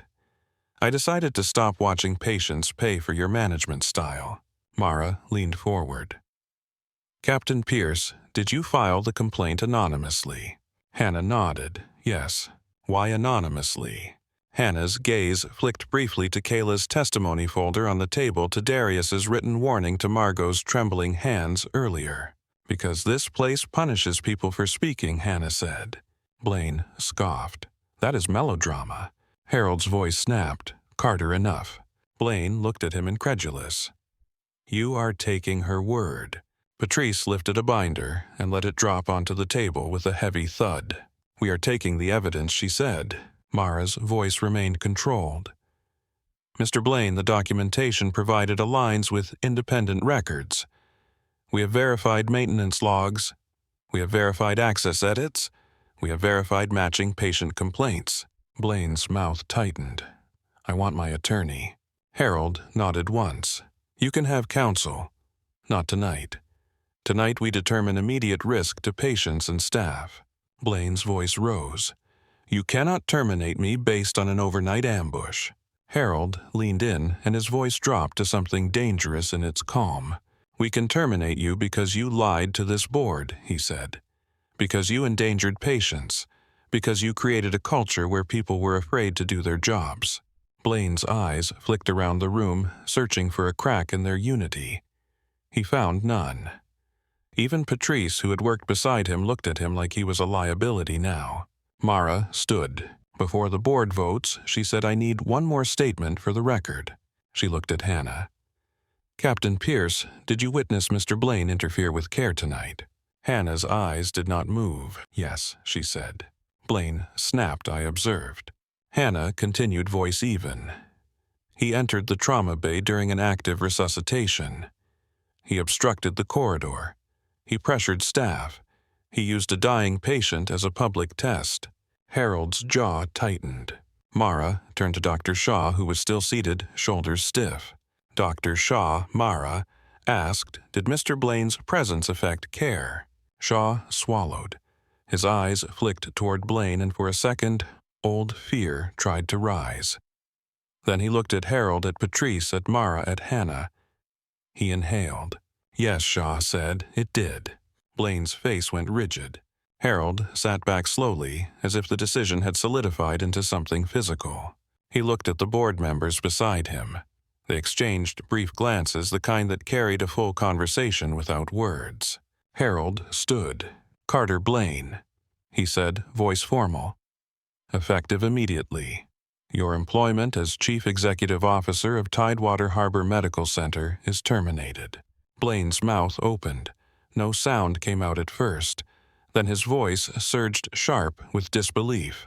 "You cannot be serious." Harold did not blink. "We are serious." Patrice spoke next, voice clipped. "The hospital will cooperate fully with the investigation. We will not provide institutional legal cover for personal liability." Blaine's eyes darted to her. "Patrice, you cannot." Patrice's expression was hard. "I can." Mara nodded once as if checking a box. "Mr. Blaine." She said, "You are now advised to preserve all communications. Do not delete records. Do not contact staff regarding this investigation." Blaine's breath came faster. "This is a coup." Harold's voice cut through. "This is accountability." For a moment, Blaine sat frozen, trying to recalibrate a world where his title no longer worked. Then his hand moved to his belt clip where his access badge rested. The same badge that opened doors, silenced complaints, and made people look down. He unclipped it slowly. The plastic clicked against the wood as he set it on the table. The sound was small. In the quiet it carried. A knock came at the door, and Lieutenant Delgado stepped in posture professional. Harold looked at him. "Lieutenant, please escort Mr. Blaine from the building." Delgado's eyes flicked to Blaine, then back to Harold. "Yes, sir." Blaine stared at Delgado like he expected loyalty. Delgado's face stayed neutral. Duty had shifted. Blaine stood adjusting his suit jacket as if clothing could restore rank. He looked at Hannah, eyes narrowed. "You think you won," he said. Hannah's voice was steady. "I think patients deserve working equipment." Blaine's lips pressed tight. He looked at Dr. Shaw. "You," he said, voice low. Shaw met his gaze. "I am done being afraid of you." Blaine's eyes flashed, then he turned away sharply, jaw clenched. Delgado stepped aside and gestured toward the door. Blaine walked out of the conference room and into the hallway, surrounded not by his entourage, but by silence and the measured footsteps of people who no longer moved for him. In the conference room, Harold exhaled slowly and looked at Mara. "Tell me what we do right now," Harold said. Mara's tone remained professional. "We secure systems. We preserve records. We assess immediate patient safety risks. We start formal interviews. We document everything." Harold nodded once, already moving into crisis management. Patrice picked up her phone and began issuing instructions, voice low, urgent, not panicked. Hannah remained standing by the table, hands still, face composed. Only her eyes betrayed the strain, the way they held too much fatigue for one night. Dr. Shaw looked at her briefly as if he wanted to say something that would not come out right. He did not force it. Mara glanced toward Hannah. "Captain Pierce, she said you should return to your unit. We may need you again." Hannah nodded once. "My patient is downstairs." She turned and left the conference room without ceremony, walking back toward the elevator, back toward fluorescent light and oxygen hiss, and the quiet pulse of a man who had almost slipped away. Behind her, the conference room remained lit, papers spread like a battlefield map, voices tightening into procedure. Above it all, the building hummed the way institutions hum when they are trying to pretend they are not bleeding. Hannah rode the elevator back down with the taste of fluorescent air in her mouth and the weight of the fourth floor still pressing on her shoulders. The doors opened to the emergency department's familiar noise, a steady grind of wheels and voices and overhead pages. It felt strange how normal it all sounded after what had just happened upstairs, like the building itself refused to acknowledge the fracture in its spine. She moved fast, but not hurried, slipping through the corridor toward Trauma Bay 3. The glass window showed Logan Reed's chest rising in a calmer rhythm. Oxygen tubing in place, respiratory therapist adjusting settings with practiced hands. Dr. Shaw stood near the head of the bed, speaking quietly to a resident, his posture still braced, as if he expected the room to erupt again. Emma Parker looked up when Hannah entered. Her eyes were swollen face streaked with dried tears, but her hand was still locked around Logan's like she was afraid the moment she let go the night would come back. "He's breathing," Emma said, voice raw as if she needed to say it out loud to believe it. Hannah nodded once and stepped to the bedside. She checked Logan's pupils, the response sluggish but present. She watched his color less gray, now edges of pink returning like dawn creeping under a door. She touched his wrist and felt the pulse steady enough to count without panic. "Good work," the respiratory therapist murmured, not looking up from the tubing. Hannah did not answer with pride. She answered with focus. "Keep suction ready. Gentle if you need it." The therapist nodded. "Got it." Dr. Shaw came closer, voice low. "He's postictal. We're running labs and imaging once he can tolerate transport. Neuro is on call." Hannah watched Logan's throat move a swallow that looked more like an instinct than a decision. "Keep him here until he stops fighting his own body," she said. Emma's fingers tightened around Logan's hand. "Can he hear me?" Hannah glanced at her.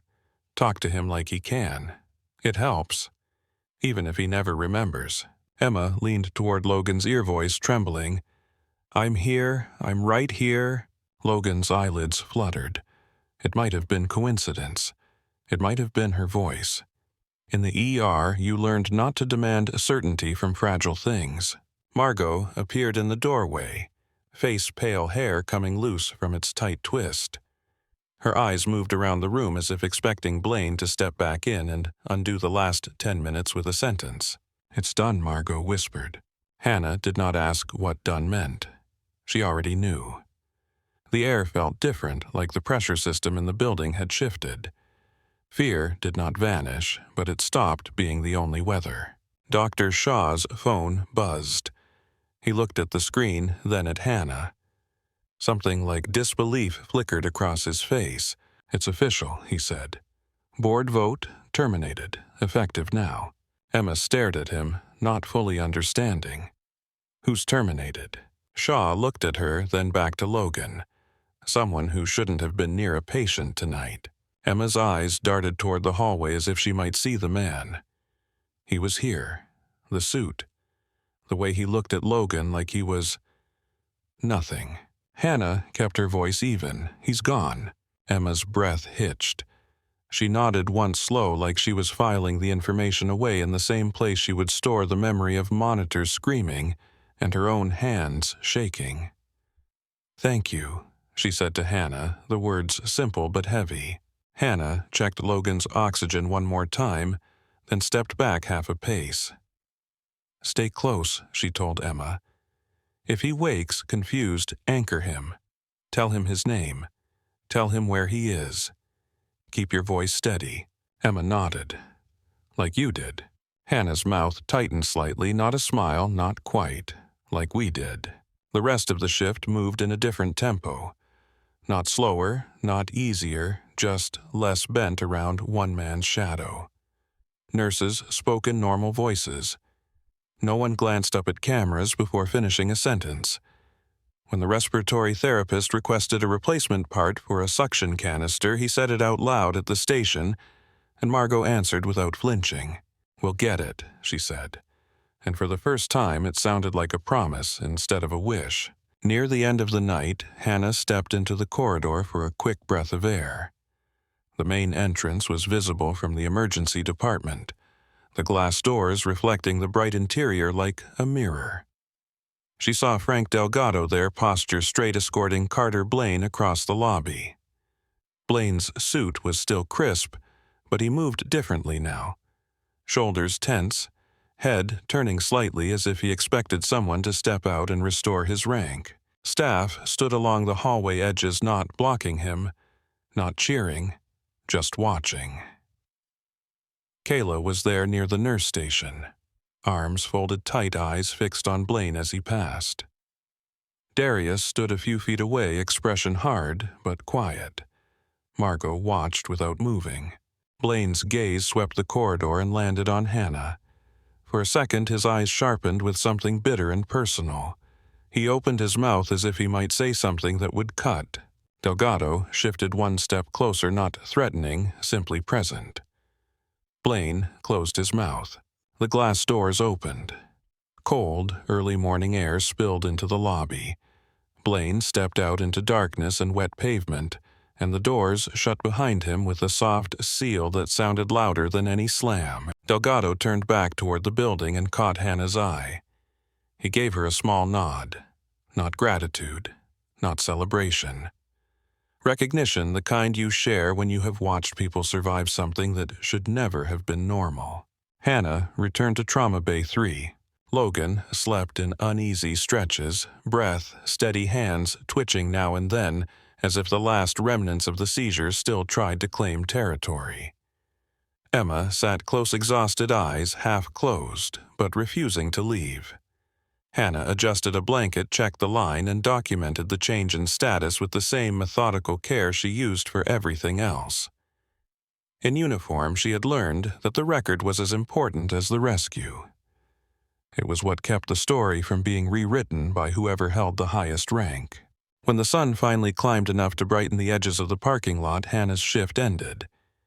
She walked out under a sky that looked freshly washed gray, turning pale. Her phone buzzed as she reached her car. A message from her mother. "You home soon?" Hannah stared at it for a moment, then typed back. "Soon." She sat in the driver's seat with her hands on the wheel, not starting the engine yet. Her body felt heavy, as if her bones had absorbed the night's strain. Through the windshield, Tidewater Harbor Medical Center stood silent and tall. Still the same building, but something inside it had changed. 2 weeks later. Logan Reed stood on the edge of the same hospital corridor, dressed in jeans and a hoodie, discharge papers folded in his hand. His face looked thinner than before, like the experience had carved something out of him and left new awareness behind. Emma stood close at his side, her hand hooked through his arm, her eyes scanning every nurse that passed with a new kind of attention. They asked for Hannah by name. Hannah came during her break, still in scrubs, hair pinned back, coffee in hand. When she entered Logan's room, Logan's face shifted into a smile that looked both grateful and unsettled, like he still could not fully accept that he was upright. "They told me what happened," he said. His voice was steady, but his fingers worried the edge of the papers. "They said my body wouldn't stop. They said you did something that bought me air." Hannah set the coffee down on the counter. "You came back. That's what matters." Emma's eyes filled. "We were told he almost didn't." Hannah glanced at Logan. "Your meds will be adjusted. Follow neurology. No shortcuts, no missed doses." Logan nodded quickly. "No missed doses. I get it." He hesitated, then reached into his jacket pocket and pulled out an envelope worn at the corners like he had been carrying it longer than necessary. "I wrote this," he said. "I kept trying to find the right words. I'm not good at saying it out loud." Hannah took the envelope. The paper felt heavier than it should, like it carried more than ink. "You don't owe me anything," she said. Logan's smile tightened. "I owe you my life." Emma stepped closer. "And we heard about the CEO, about the investigation. People talk." Hannah did not react. She had learned that talk was wind. Documentation was steel. Logan watched her carefully. "Is it true he was betting your job on me?" Hannah's eyes held Logan's. "It's over." Logan's jaw tightened. "That's not an answer." Hannah exhaled once. He wanted control. He used whatever he could reach. "That night he reached for you." Logan's face hardened with quiet anger. Emma squeezed his arm. Hannah kept her voice level. "You go home. You heal. You do not let that night become the only story you carry." Logan swallowed and nodded. "I'll try." They hugged carefully, the way people hug when one person has been injured and the other is still afraid of breaking something. Then Logan and Emma walked out together. Footsteps, slow sunlight catching on the polished floor, the ordinary world waiting beyond the doors. That night after her shift, Hannah sat in her car with the engine running and the heater blowing. Her hands were still steady, but she could feel the exhaustion in her shoulders, the way it settled deeper when adrenaline was gone. She opened Logan's envelope. The handwriting was neat, careful. He wrote about darkness and noise, about the sensation of falling away from his own body. He wrote about a voice that stayed steady when everything else felt violent and far. He wrote about waking up later and realizing that the moment he almost died had pushed a door open in a place that had been locked for years. Hannah read, without moving the interior light of the car, turning the paper a warm color against the night.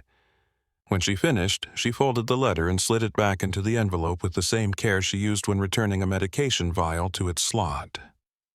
She sat for a long moment, eyes fixed on the dashboard.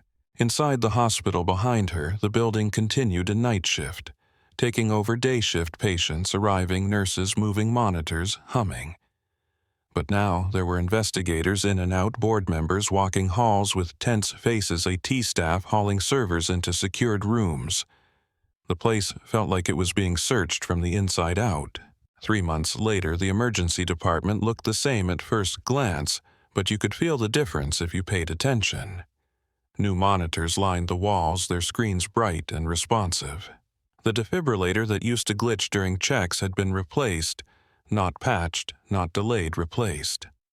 Maintenance technicians moved through the unit with clipboards and tool bags, stopping to test equipment and leaving signed service notes taped where staff could see them.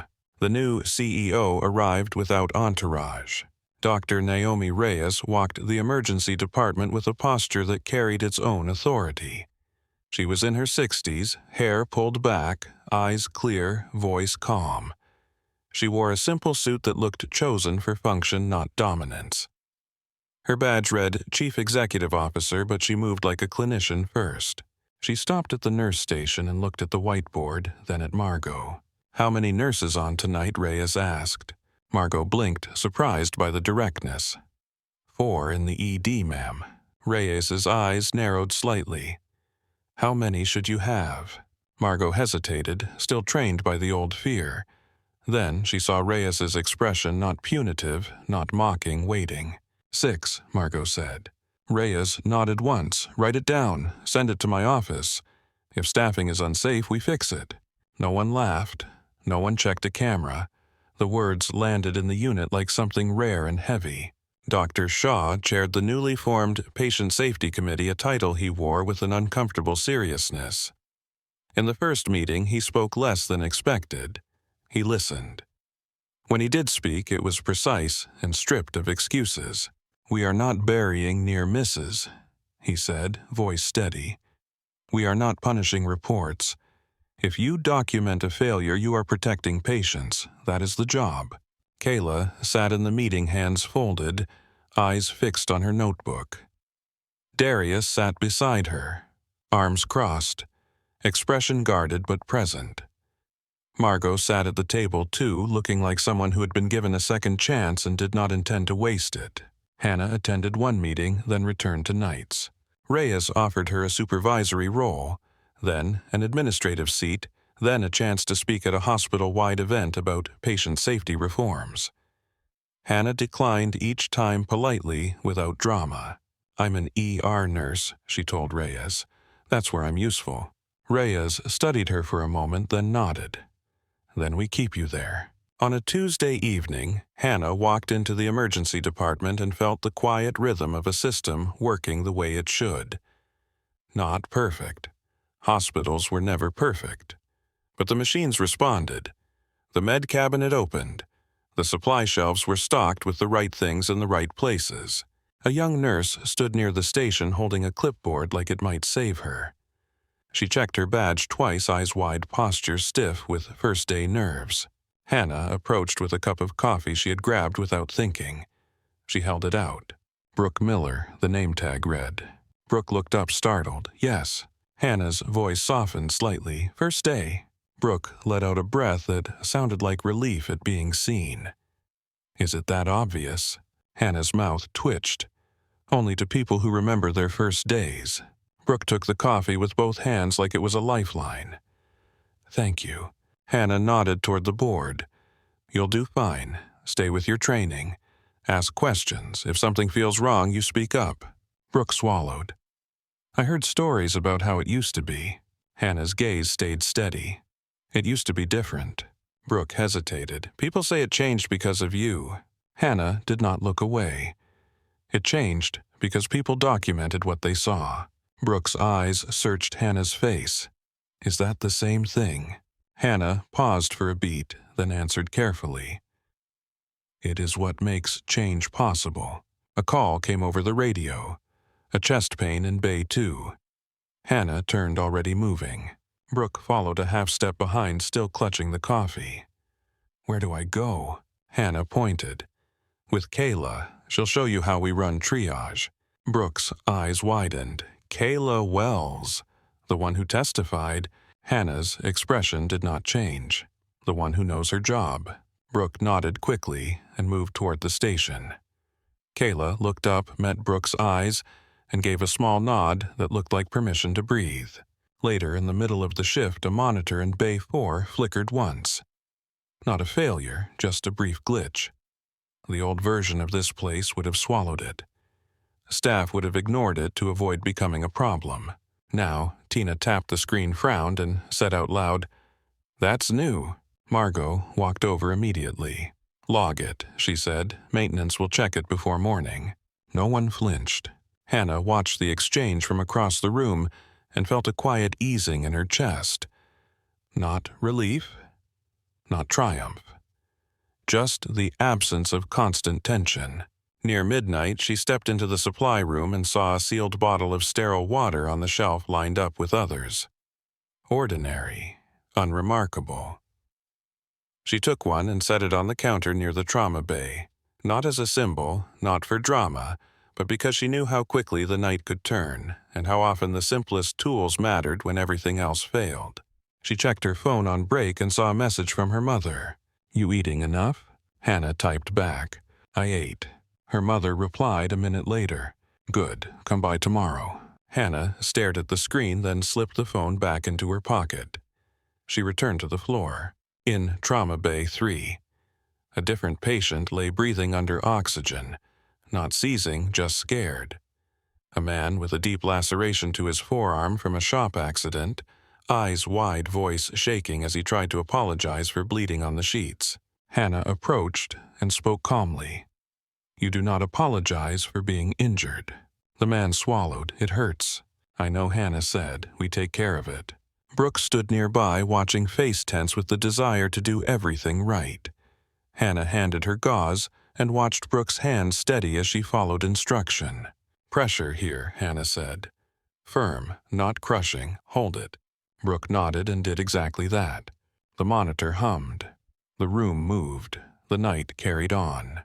When Hannah finally clocked out at the end of the shift, the sky outside was still dark, the parking lot lights reflecting on wet pavement. She walked to her car and sat for a moment, listening to the engine idle. The hospital behind her glowed in the night, not a fortress, not a kingdom, just a place full of people trying to do the work. She drove to her mother's house before going home. The porch light was on. The door was unlocked, just the way her mother liked it when she was expecting Hannah. Inside, the house smelled faintly of lavender and old books. Her mother was asleep in the recliner, a blanket over her legs, the television playing low. Hannah covered her more carefully, smoothed the blanket, and stood for a moment watching the rise and fall of her mother's breathing. It was quiet, steady, ordinary. The kind of breathing you fought for in the emergency department. Hannah turned off the television, picked up the remote from the side table, and set it where her mother could find it in the morning. Then she stepped back into the dark, closed the door gently behind her, and walked down the porch steps with her shoulders a fraction less heavy than they had been 3 months ago.